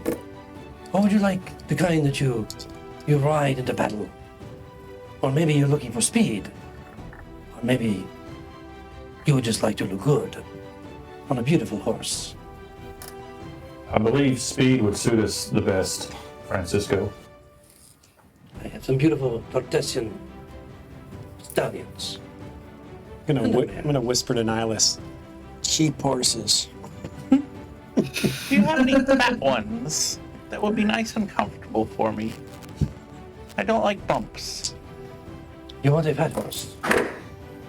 It's a very strange request. A comfortable horse, dear. As you like. I do have one that I have been looking for the right buyer. Perhaps you might be that individual. Would you like me to kiss your hand now?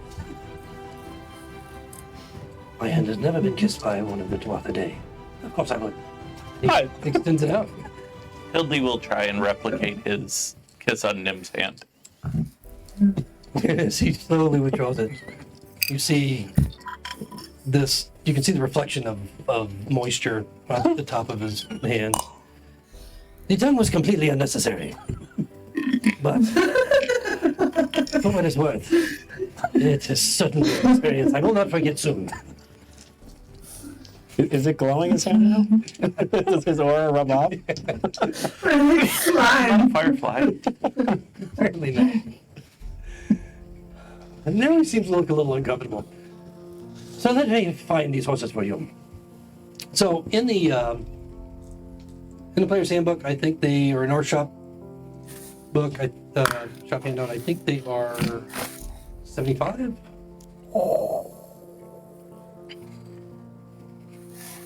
Do they have that off the top of their head or nearby? Oh, my book says 12. 12. For all of them. Yeah, no, I got it here. I got it. Okay. Can a horse carry more than one person, or is that 12 by the dozen. Well, if you want fast, Yeah, 75 for a riding You're the one that horse, picked so- race horses. What's up with that? I mean, you can. It's a fast horse. It would be a riding horse. You could ride two to a horse, but they will become exhausted much quicker. 2.5 to a horse? Because otherwise it doesn't really work out that well. 2.5. Wow. There was that person in the arena that could do half and half on a horse. When he says the Really? price, Styx is gonna be start going in the group. Let's get out of here. Let's He get didn't- out of here. What? He didn't say it yet. How much faster can a horse go than we can on foot? Generally, on an average, they will, just at a regular canter, will go about 5-6 miles an hour. So faster than you can, just walk. But also you have to. That also includes just over time that you have to stop and rest them, and you water them and so on and so forth. And so there's a little bit of that kind of fudged in there as well. So Hang how on, many days walking? I'm trying to figure out what miles is to kilometers. That's right. How many days walking versus how many days on a horse? To Yeah, York? so again, depending on if you're just like 8-hour days, you're looking at like dusk to dawn type travel. About 10 days on foot, 9 days. Yeah, 9 or 10 days on foot, and you can get it down to between 7 and 8 days on a horse. Again, just your regular So 10, 12-hour day travel. 375 gold. Is that worth 2 extra days? Well, no, I mean that's what. Let me see. What I just want to look at what the. It's not a draft horse that you want. A riding horse. Yeah. So. Yeah, he tells you that. I will sell them to you. You look like you are very much in need of these horses.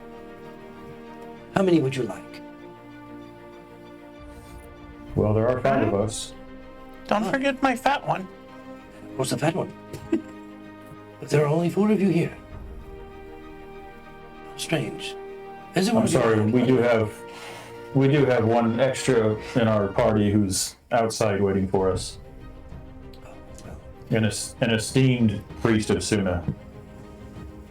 And this esteemed priest has no interest in meeting my esteemed self. He smells very bad, dear, and we didn't want to offend you. I believe you, Father Day. And I will take it on your good word that you are correct that I will not want to meet someone who is stinky and smelly. As you can note quite apparently, how the perfume that I wear is quite alluring. And he is wearing some pretty powerful stuff. Now that you've gotten close to him, just getting over the whole interface with this person, yeah, he's wearing very, very strong Is it like scented perfume. Centaur Noir? Probably. It's not feminine. It's definitely a masculine, strong, full of pheromones, very masculine scent to it. Hint of sandalwood as opposed to sandalwood full on like There with you go. Jolo. I will have you know that I have a very masculine scent as well. Yes, you do. I think the term is eau de toilette. Yes. Go to bed in the toilet. Toilet. It may not be cologne, it's colon, but same thing. But for you, I will happily provide you with the 5 horses you require for 100 gold each. Wasn't it 75? You. Yeah, hello. No, I was just asking how much they were in the player's handbook. Oh. That was just me asking you. Nobody had the answer. I found it out, and he's asking 100. Oh, can we Oh, haggle? thank you. If you're from the Pirate Kingdom, is this where we haggle for a better price? You're very wise. I didn't almost expect it. Oh, 40 gold each. I have children at home. That's a lie, dear. I don't. I almost believe you. Roll persuasion. Be high, be high, be high. That sounds good. That would be a 6. But I also sense your need. And the need of many will be coming through here soon, I believe, from what I have heard of whatever travesties that have happened inside the town of Lionsgate. 100 gold still stands. Would anyone else try to negotiate against one of my profession? Are the stable boys coming back at the or? Oh yeah, they're like back and forth with buckets of water. Sticks away for Nihilus or Nim to, but if they don't, then he's going to step up. You know what? I am just tired of waiting for you folks, so I'm gonna walk in. And I'm gonna not scream. I'm gonna say loudly, I'm looking for a beautiful man. Can I elbow him in the face?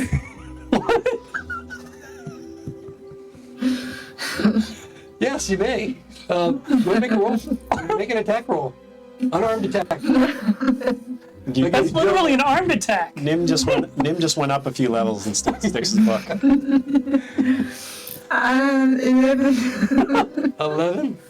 What's your AC? So, My armor class is actually 16. oh, wait, 5. So 14, sorry. 14. Okay, so you didn't time Can I it right. help? Can I help? You didn't time it well, and just kind of get caught up in the tent flap as he rushes in. Oh, you always elbowing me. That's fine.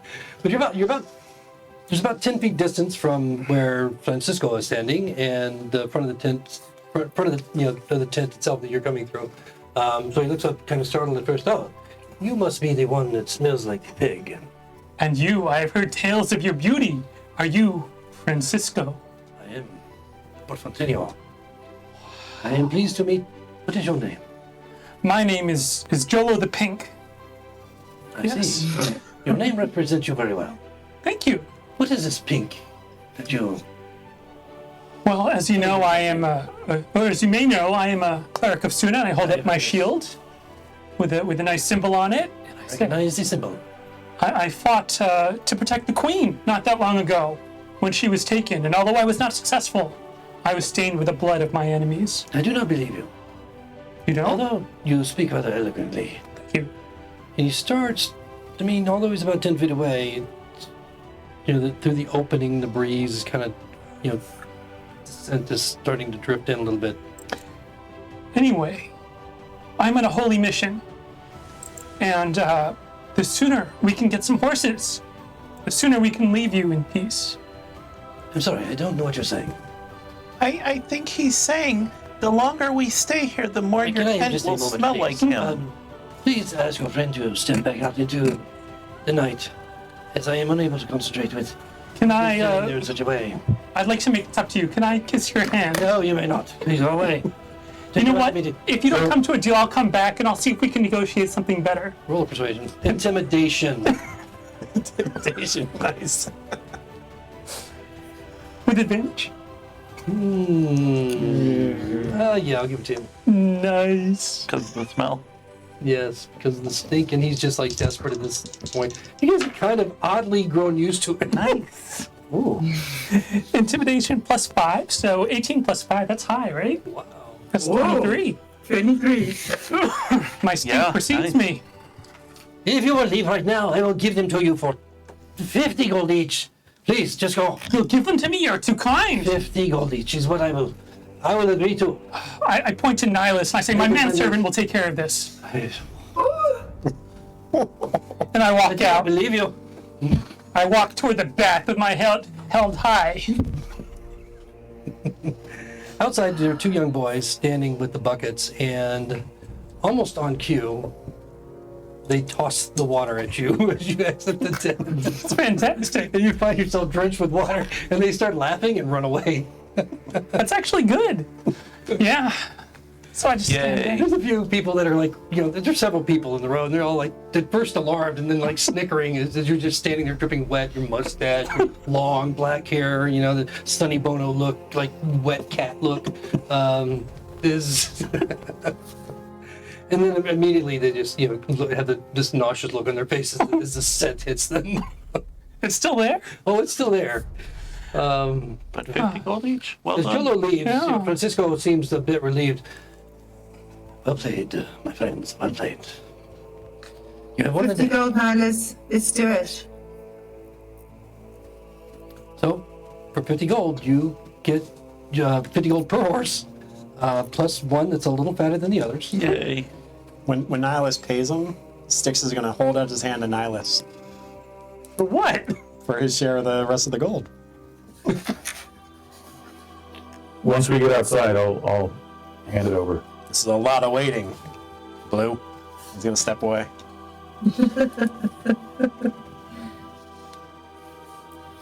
It's been a very interesting experience as he delivers. The stable boys bring out the horses.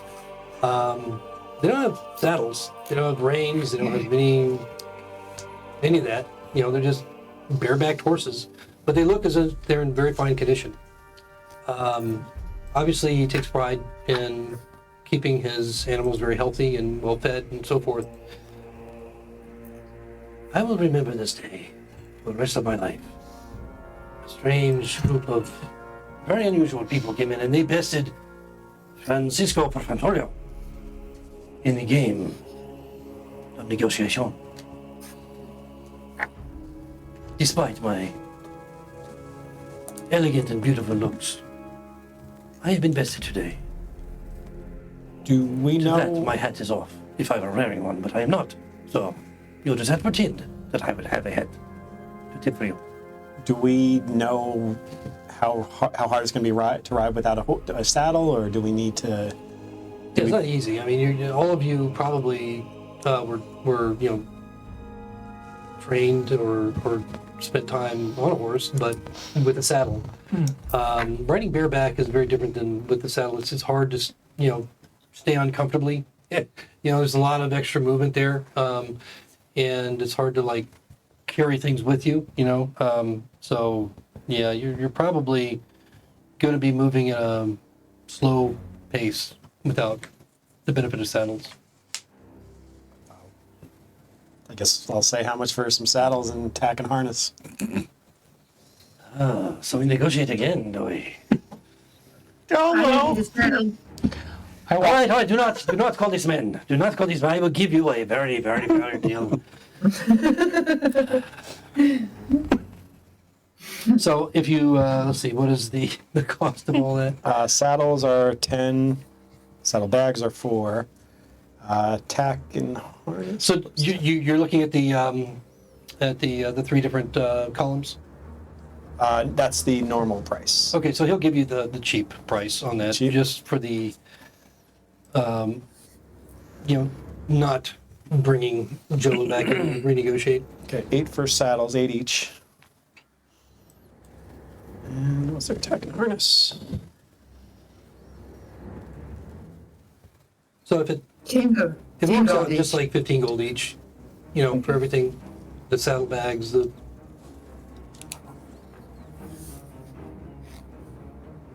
15 gold each. yeah, per horse. Does that work out? Well, it would be 8 each for the saddle. The bit and bridle will be, I guess 1.5 GP. Okay, so then it's saddlebags, right? If we want saddlebags. Okay. Do we even need them? We don't have anything to put in them except for everything you stole. You already have that. Well, you don't know that? Okay, so whatever it is, I'm not even there. Gold, 10 gold. for the bit and bridle and bridle in the saddles. And he, he's an honorable man as far as you can tell, as he, has his these boys who are very, very well trained, know what they're doing. Fully outfit the horses for you, make sure everything's fitted for you specifically, and that there's no movement in the saddle. That everything is just almost like get the new car experience. As they prepare these horses for you, and it takes about 45 minutes to bring them out and get all that done. And of course, they brush them down and make sure they're clean and check their hooves and all that. And he even throws in some extra horseshoes, an extra set of horseshoes, extra set of tires, for your trouble. And you can tell he's very, very proud of these boys. Again, look very much like him, and the horses that he sells. Thank you. Wait, they look like him and the horses? And not the horses, but the boys. Yeah, that's what I meant. I hope that we do not meet anytime very soon. But if you ever cross paths with Francisco Portfolio again, it will be my pleasure, and my delight, to see you. I will never once again. forget you. He's talking specifically to Nim. Very well. Not to Joe. Nim blushes. Not to Jolo. And I then, just yell out. another one of those sly winks to Hildy. Hildy. I'll wink at him. And then I'll walk out. Okay. As you do so, you hear a light feminine voice, same accent.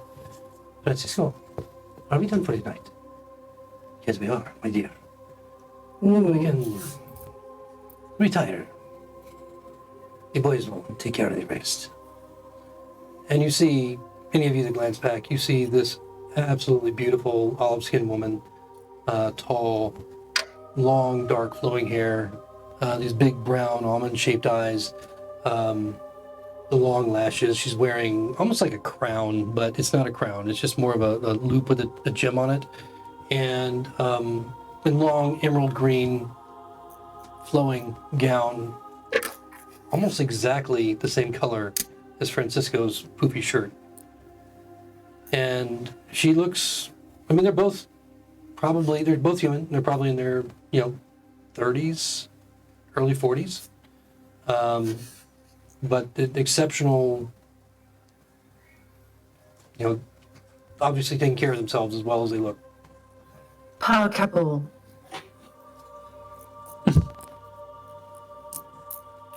All right. So at this point, Okay. it's past dark. It's after 7 o'clock in the evening. And as you decide what you're going to do next, we're going to take our break with your horses and your saddles and all the stuff that came with it. Still haven't left Lionsgate proper. Slowly making our way there. We'll see what happens next. So take 5-10 minutes and we will come back.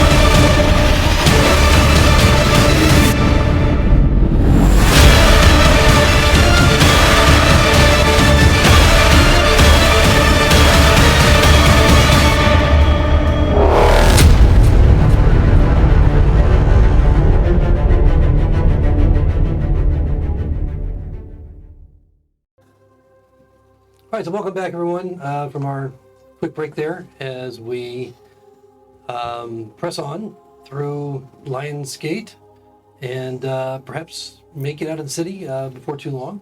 Maybe. We've got a couple of horses now, and so they have transportation. And as you guys ride into the darkened alleyways of this tent city outside of Lionsgate, what would you like to do next? I'll say to Nihilus, you know any rivers nearby? So this guy, we can rest near it, and this guy can take care of himself. Oh, now you want me clean, but when you have the soap over there, Still gonna need soap. 1 gold. Isn't there a river that runs kind of parallel to the road that goes Yeah, I north? mean there's a major river not too far away, and then there's other tributaries that run off it. So you won't be far from a water source. If it is nighttime though, and so it might be kind of hard to to do that. But there are bathing houses, certainly within the city, and without going back into the city proper. I mean, there's a good chance that there's ones out in the tent city as well. we just got our horses. They're all set up. I say we keep going. Perhaps we should get clear of this rabble. It tends to attract unsavory elements. I agree. Let's ride for an hour or two and I think rest perhaps- up before it gets too dark. I can keep the rabble away. I could lead us to attractive. a water source, but the question is whether or not Jolo would be able to rough it out there or not. What do you mean by rough it? It's just We'll water. protect him. He just doesn't seem the camping sort, but No, guess we I am can- more of an urban dweller myself, scholarly and such, in clerical matters. But since Nihilus is leading us, I offer to light up his bridle or his sword or anything so that he can see where he's going. He doesn't seem interested. Okay. no, that would certainly be helpful if you can cast some sort of light source ahead of us. That would be great. Like, on your horse? Is that good? Sure. What's the moon Your like? sword? Yeah. So right now, you're still within the tent city, which again is a pretty expansive area. I mean, you walk through and around and near them from the west side over to the east side. They almost kind of like merge together, but they're distinct. And so there are lamps and there are lights, oil, and there are also torches that light the way between the supposed alleyways and roadways within the tent city. So while you're in the tent city itself, it's quite bright. The moon at this time, it's a half moon. Luna is shining brightly above, but can't until you get out of the city. It's of no real benefit. But while you're in the tent city, it's illuminating quite well. I think once we get on the road, the moon will be enough. Putting light on your horse is just going to destroy all of our night vision. This was literally Nihilus's opportunity to shine, and you ruined it for him? Night vision. Dark vision. Yeah. Well, We're here to see Stick start pulling out a lantern and start setting it up on his horse, tying to the... I can do no, red light. when I said night vision, I meant night vision, not dark vision. When you're just looking out at a dark sky, but you're carrying a light with you, it's much darker out there. Pink would not destroy your night vision. Jolo the pink can help you. Let's get moving. Okay, yeah. Okay. So as you head down the street, at first you hear this echoing call. People around you are kind of stopping to listen. It gets closer and closer. You can hear in the distance other echoing calls. You recognize it as the typical sound of the crier who comes around every so often, with news of this or that or the other thing. In this case, whereas most of the time people don't pay that much of attention unless it's a very significant event or unexpected, tonight everyone just kind of stops and waits and quietly listens to what this crier might have to say.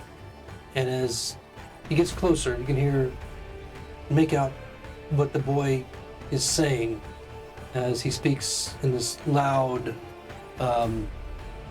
very concise voice that seems to, echo well across the tent city you're slowly making your way out of. By order of the king, the attorneys are closed and will not reopen. All citizens and visitors are urged to stay calm. There is no immediate danger foreseen. And then after a few seconds, he repeats it. And you can hear the same, tonal pattern in other voices further off in the distance. There's a relieved look on a lot of people's faces as they may not know exactly what happened, but they know that something happened. So they're all calm because some strange boy is crying out, "It's all okay. Don't worry about it." Yes. Okay, these may be the slow adults who are around Sheeple. us. Yes, the sheeple. I say we keep on moving, get ahead of the crowd. Irregardless, I mean, there are, even at this point, at this time of the evening, there are people that wouldn't normally travel at night.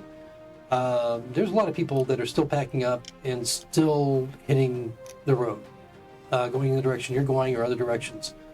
So you're certainly not alone on the road as you head out. And you can see that out in the distance, carriages or carts with a lantern or a torch or a light, or the shadow of people on horses off in the distance as they crest the hill with the moonlight behind them. You can see them on the roadway. And there, again, you can see the lights from farmhouses and settlements off in the distance as well. This is still a fairly heavily populated area around the capital city of Lioness. So,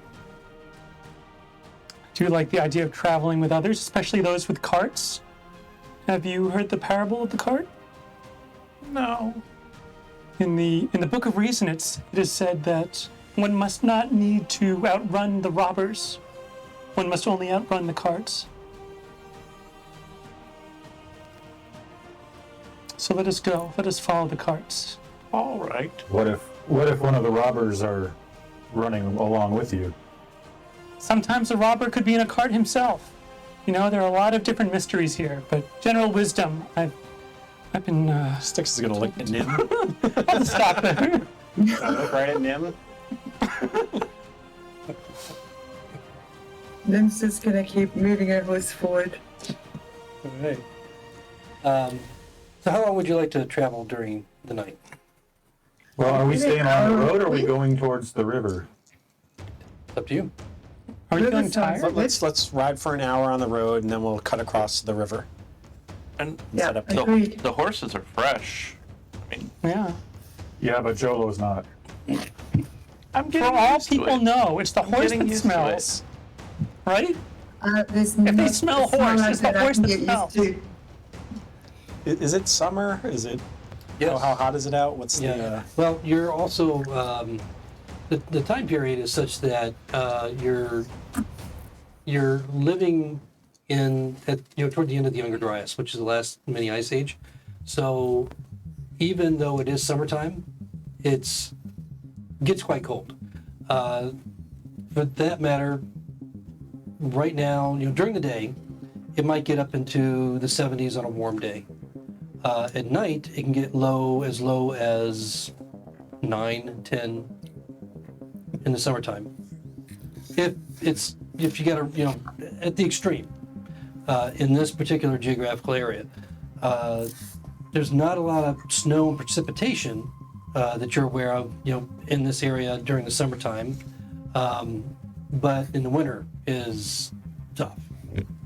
This far north. To that end, Niles is going to hold out his hand as they're riding on the horse, and whisper to Neve to give him a look ahead as to what the weather will be for the next 24 hours. And he's casting Druidcraft. Okay, roll a d30.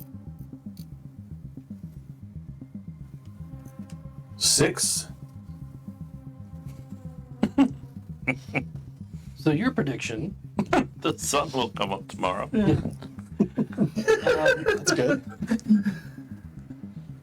Well, the spell reads that I can create a sensory effect that predicts what the weather will be at my location for the next 24 hours.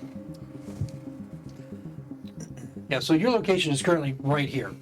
And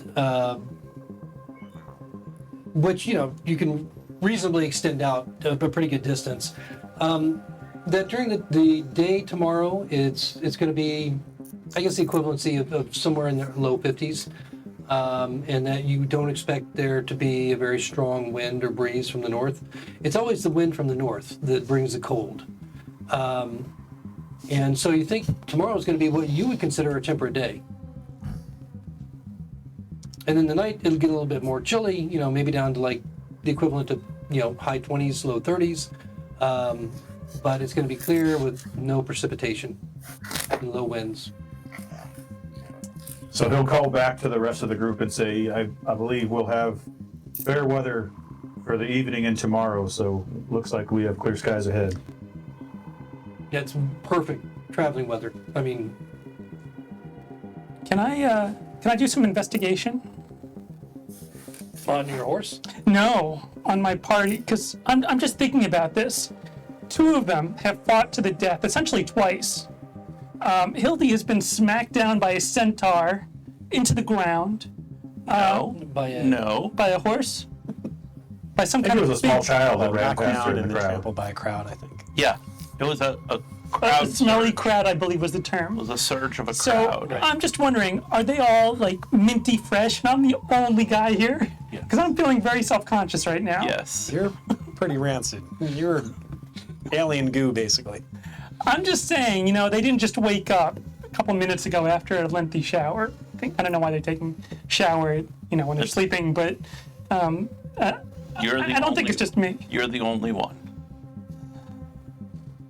So did I roll with advantage or? so that would be more of a perception. Well, I mean, if I take an active. You're very perceiving, pat us down? I would perceiving think around you. Dised, because you can't smell Don't it through slip your own. armpits. I'm just looking for options here. All right. Yeah, so you can roll a perception if you want to gather how you measure up to their stench. Okay, let's see. The weirdest perception roll ever. I want to know. I don't think you can smell us. Well, that's a thing. 10 plus 5. That's actually not that bad, is it? That'd be bad. better than average. Yeah. Yeah. So The nose knows. most certainly,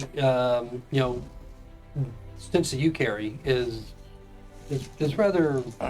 As a cleric, I carry a heavy burden. Yeah, you certainly do, especially in this case. And it makes it much more difficult to really perceive, others' sense around you. Plus the addition of the horse, which has its own sense that it brings with it. The horses are not low fragrance animals, even if they're clean. But you get the distinct impression, without a doubt, that you are the most repugnantly stench-worthy individual in the group. Fragrant. You're fragrant. Just to drive the point home, if I see or sense Jolo sniffing around me, I'm going to cast Druidcraft again to create the faint odor of a skunk on his person. You know what? I'm going to counter that. I'm going to persuade myself that I don't smell. What? He's gonna persuade himself. I'm thinking, how did he counterspell? Yeah, I was wondering that one. Yeah, well, the sad thing is, he hardly notices. Me? Yeah. Wow. You hardly notice the addition of the It's an skunk. improvement. Didn't even have to persuade myself. This is It fantastic. definitely smells more natural. It doesn't have that demon-esque. It's an earthy scent, right? Yeah, It's like musk. kind of right. Yes, I have a musky, earthy scent. Right. Are we in marching order? And I want to know if he's downwind. Yeah, and Lim nudge her horse away from Jolo towards Nihilus and catch up with him. You sure Yeah, can? I think we're all going to sort of like distance ourselves from Jolo, and if he comes near us, we're just going Jolo's, to like, keep sitting going in the ahead a little back. more. 20 feet behind, just by himself. Because I think every time he trots up, we're just going to go ahead like even further. Oh, you're like the little brother nobody likes. Okay. Keeps trailing around. Okay. So as you move forward, you said you wanted to go an hour or so, along the road. Again, you're amongst others that you pass. Others pass you, depending on how much of a hurry they're in. I'm assuming you're not really pressing your horses at this point, just kind of like a regular travel canter. And there are sources of water nearby, streams, and you can see the river running nearby as well, the larger expanse of it.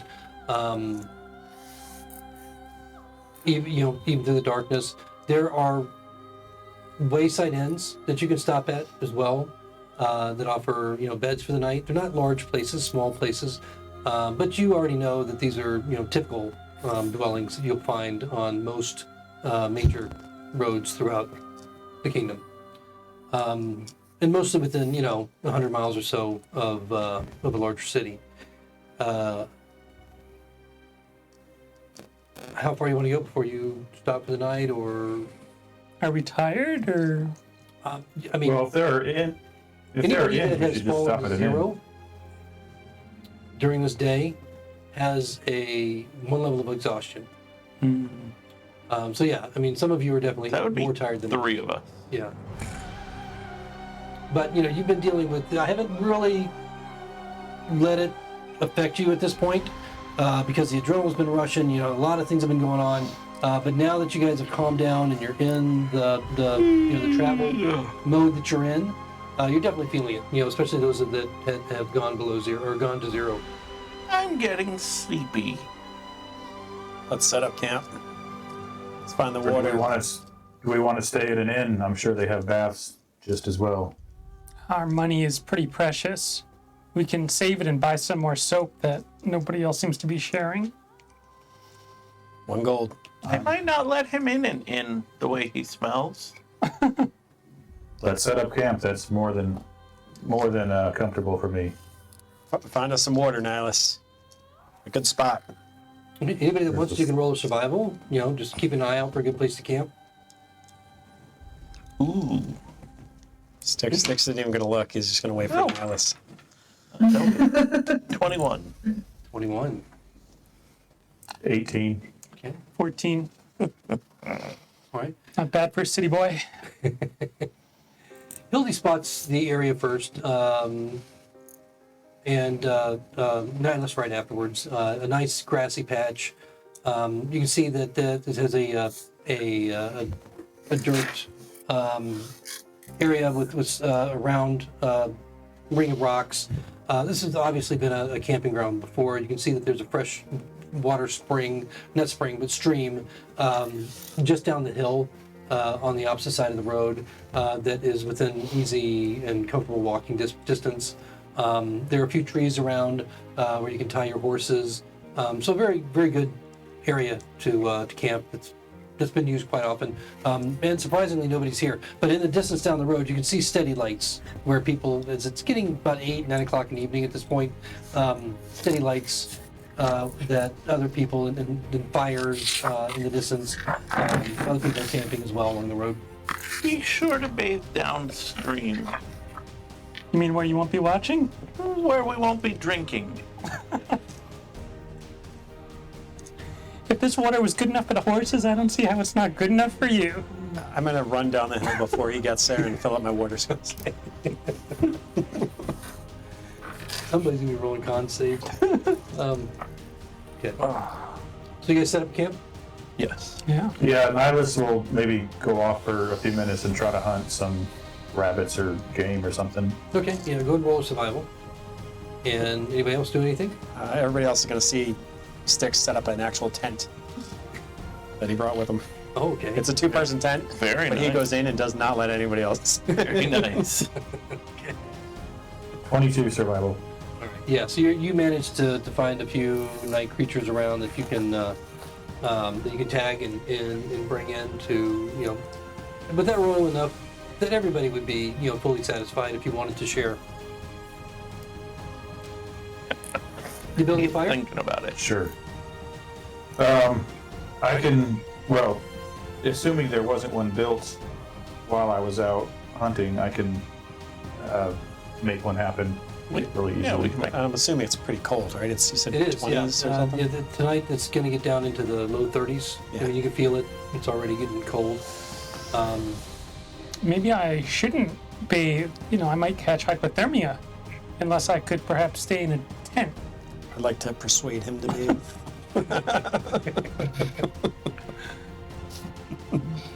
You want to actually persuade him? Oh, 15 plus 16. Okay. 15 plus 16? 15 plus 1. That's a, Oh, You're definitely feeling the pressure to bathe, Jolo.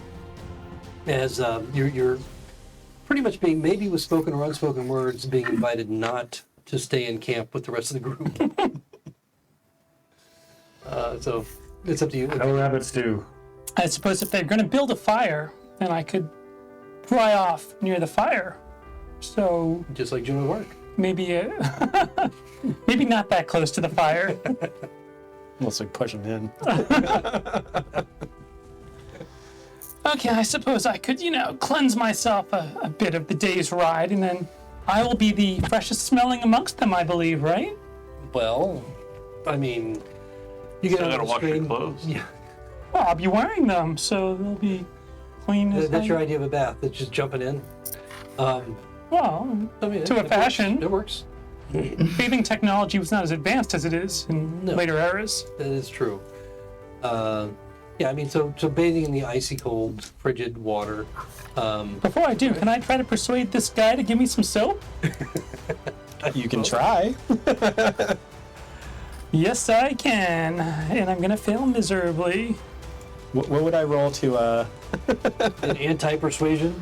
yeah, what's Let's just see what he anti-persuasion? rolls for persuasion. Let's see, an 11 plus 5, 16. 16. Same as yours. Insight? Wow, battle of wits here. Is this, yeah. I guess it would be an intelligence-based. An intelligence-based. Roll an intelligence plus your modifier. 21. Okay. All right. Yeah, I mean, 1 gold. I don't need any soap. my I don't need the soap. I'll go the natural way, en natural. 5 silver. My final offer. I can't do math. What is that, like 99% off? I'll give Sticks a gold for the soap, and I'll go down and bathe with Joel. No.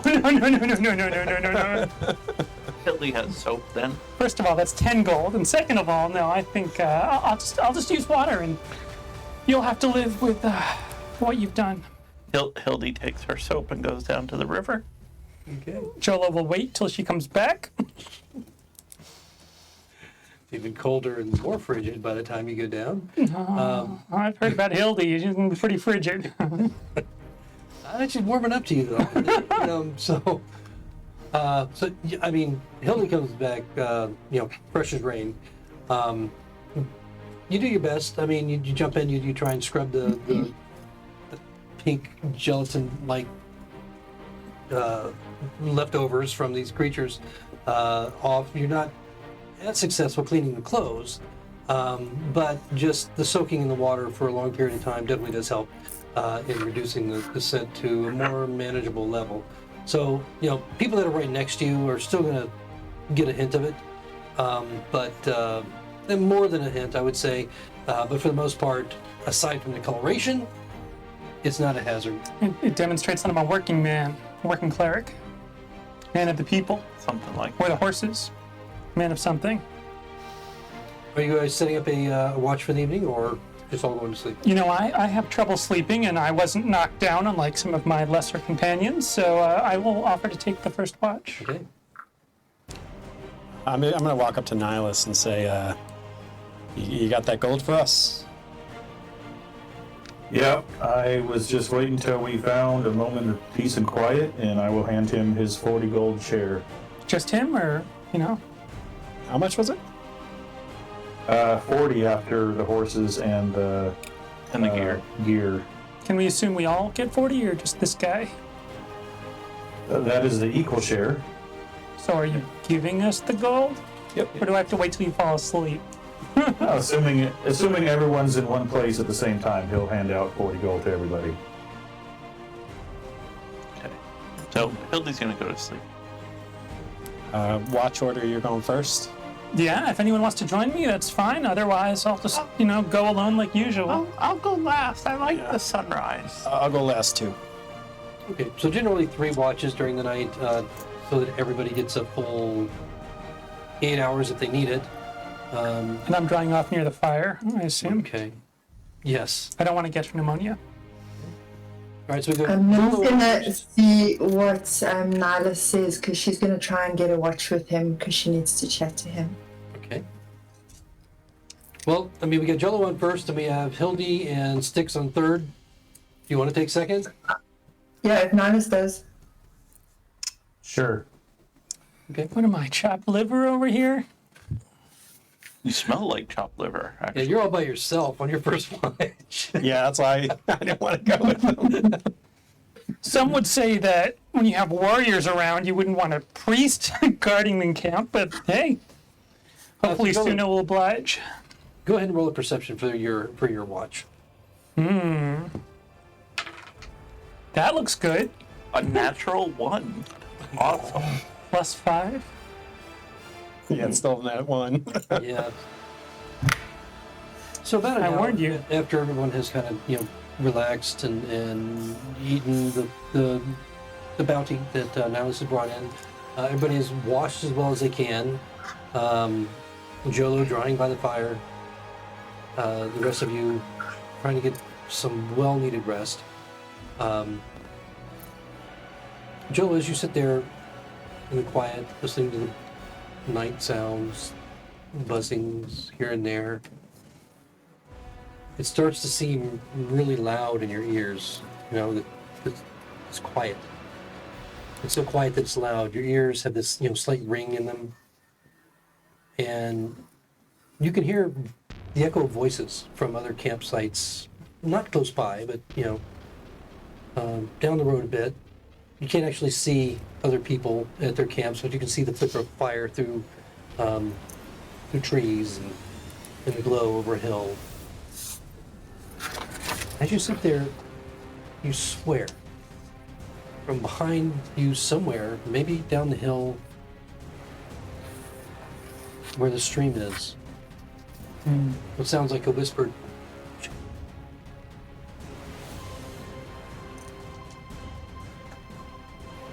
Bill Cosby?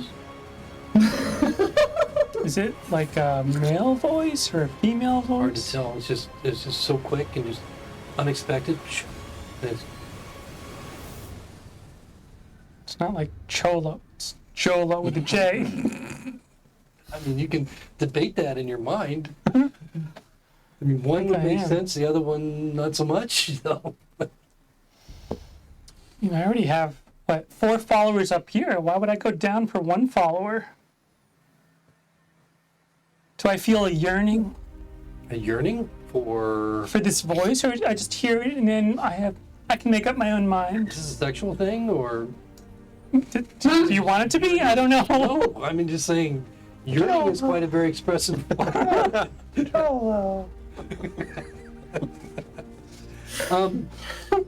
No, you're just startled by it. How you feel about it's up to you. I think I will stay by the fire and by the others. And perhaps when they awake, I will regale them with tales of these roaring crowds who were saying my name, having seen me in the arena. So perhaps with your nerves on edge, by the time your watch ends, there's not another reoccurrence.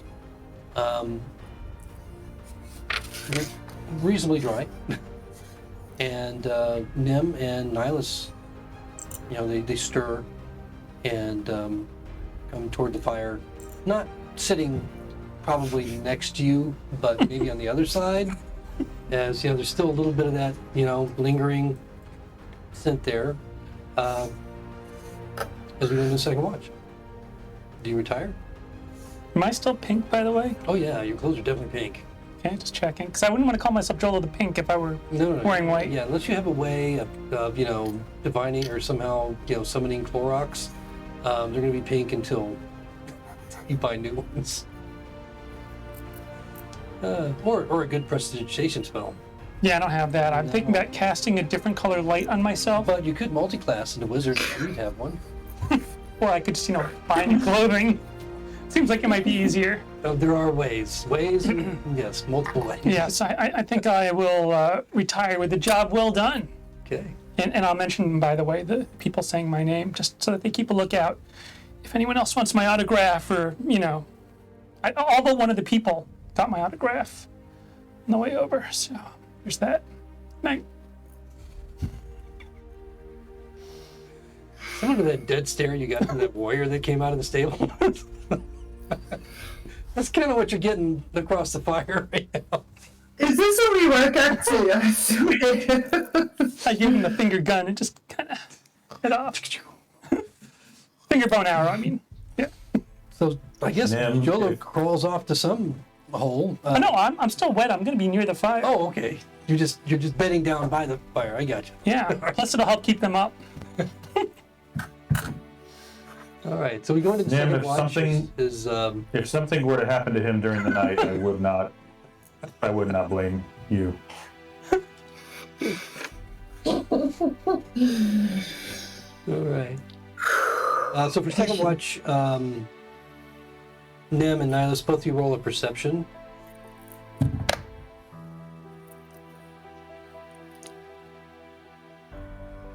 $16. Okay. 21. Okay. Both of you, staying up together, just you have the hours to pass. Everything seems normal. Another night below the beautiful stars, Luna, casting her light down from the moon upon the earth. Very calm. And Nim is actually going to sit in the quiet for a little while, and then she's going to turn to Nihilus and say to him, Nihilus, your reaction in the arena seemed a little intense when I used that healing crystal. I stand by what I did. Some of the maidens of Sunu were down. Hildy looked half dead, though who can tell with her? And you had gone like a light pale blue. I don't know what I did to offend you. Before that, just during their quiet, no, don't worry about it. During their quiet part of the watch, she's got a viol instrument, like the violin that he'll be playing, just kind of very quietly. And then when she starts talking, he'll set it to the side and contemplate. I must apologize to you, Nimalea. My reaction was one of surprise more than anything as I awoke to realize that somebody had rifled through my things. It's not something I'm used to, and I may have overreacted in the moment, but I understand that your intentions were noble and that you were acting on the best accord of those around, so I don't fault you for that. We're going to need to be together for a while, at least until we find the blood that we're supposed to be finding for FatMan, so might as well be civil. I just needed to know what I'd done wrong. Was it the fact that I went through your things, or was it the fact that I took something that FatMan had given you that upset you more? I cared nothing for the crystal. I was going to see if somebody else might care to hold on to it other than me. I don't know why he gave it to me in the first place, but I like to keep my things where they are. I was able to recount everything. All of my possessions were still there, so again, forgive my reaction at the time. I'm just not used to others invading my privacy like that. Can I do an insight check to see if he's being honest? Good roll. 20. What, natural 20? No. Okay, so dirty 20. None of this is. I mean, you two have not known each other for very long, and the time that you have known each other has been a lot going on. So, I mean, the scrutiny is, there's most definitely something that you feel like he's holding back. But given your relationship at this point and how much you know about each other, it's not totally surprising to you. But yeah, he's definitely holding something back.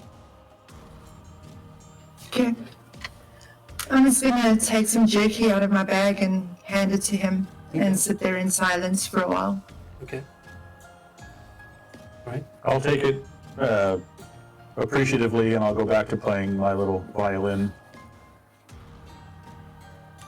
The cold silence between you. This is definitely not Kit and Viridian.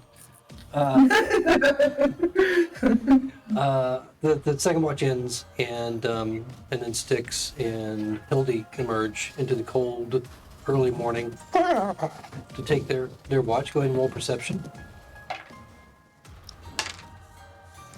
18. 10. Okay. However you interact, toward the end of your watch, there is a group of Temple Knights that move in a very, very quick fashion just before dawn from the direction of Lionsgate in the direction of Yorwick up the road. It's a lot of them as they trundle by. I mean, you hear them galloping, from a distance. And it get you a little nervous at first, the number of them coming so quickly, and then they're past you. One at the lead just kind of nodding to those of you that are awake as they go by. I guess during our watch, when he thinks Hildy's not really paying attention, Styx going to be by the fire, just sharpening his blade. And she might hear him, she might not, but he's going to say, Suna blessed us today. We're on the right path. We'll find her soon. I'm going to roll perception or something Yeah. to see if I heard that. That would be a 6. Can I roll too? Because Nim would have slept the first 4 hours and doesn't need more than that. Okay, so you're going to be sitting at the fire with them. I'm actually just going to be lying down listening. Okay, yeah, you can roll perception as well. 5. Okay.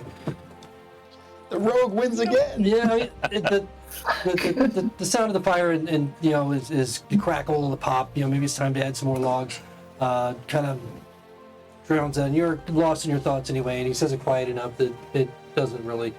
The most you might have noted is that he kind of, just quietly whispered something under his breath, but didn't hear what it was. Hildy's meditating and sewing patches onto her. At the same time, that's impressive. It was a comma. She's meditating, and she's sewing patches. All right. And at some point before the watch ends, she's going to stoke up the fire to heat whatever's left of the possum or whatever that Nyla's killed, so we'll have breakfast in the morning. She'll look over at Styx sharpening his knife and just say, "Dear, why do you steal everything?" What are you talking about? Have you seen me steal anything? I saw you go in the man's pocket and grab his little note out. A note? What note? The one in the very first episode. The note. Which note? I don't know. Yeah. The note that told us to go downstairs to talk to the FatMan. Oh, that. Oh, Nim told me to do that. Oh, and then you took that warrior's sword in the arena, dear. Did she see me do that? Everybody did. You took it with you. We needed supplies, didn't we? Well, The guy wasn't using it. his son might have needed it, dear. I just think maybe you could use a little more discretion. Oh. It's discreet if no one notices. But I did. Just a, This blade may save our lives. oh, that's true. I'm gonna give Hildy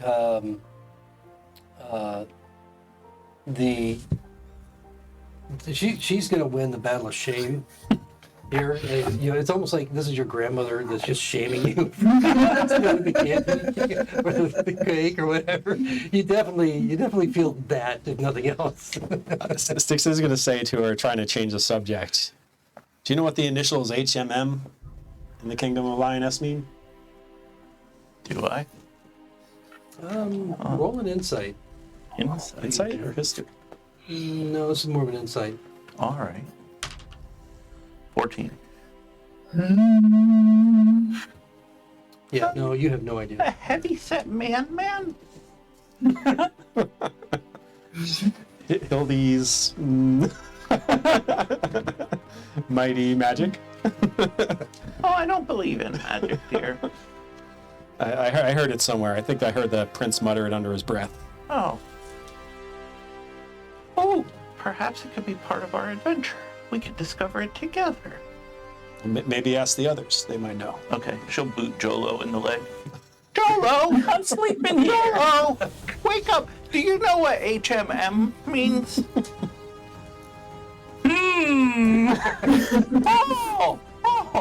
Does it mean I was looking around like, what? It's time to wake up, everybody. The sun's coming up. It's going to be a beautiful day. Did I get my full 8 hours? I need to I get hope my not. beauty rest. I hope not.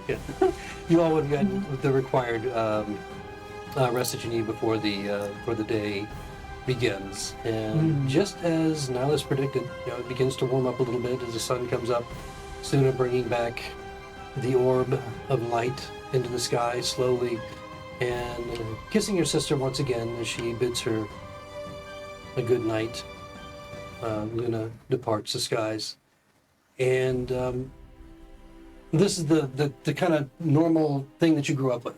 Those that believe in Luna and Suna and Iru and how they interact together as sisters.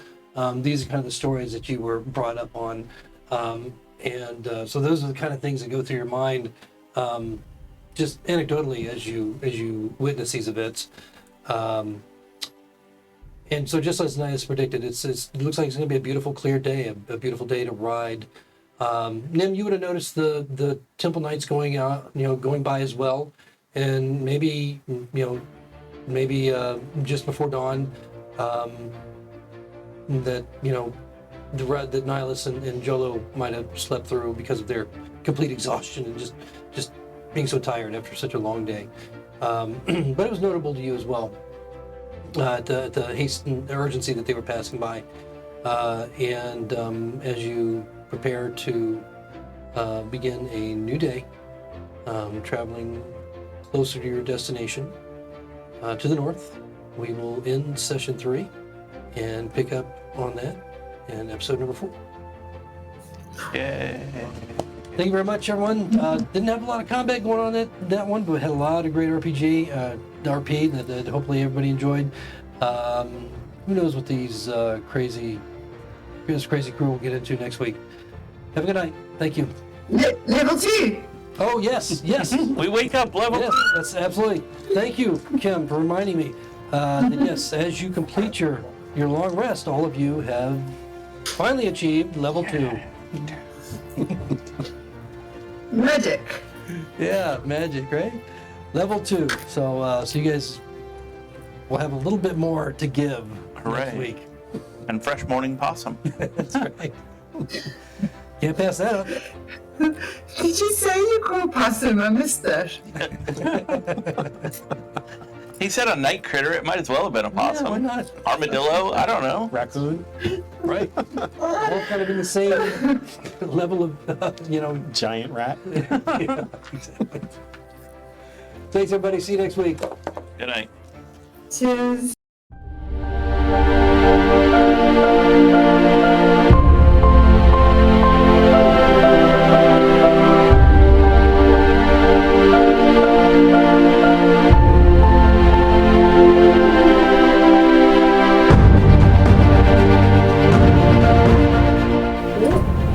I look like I'm deep in thought, but we all know the truth.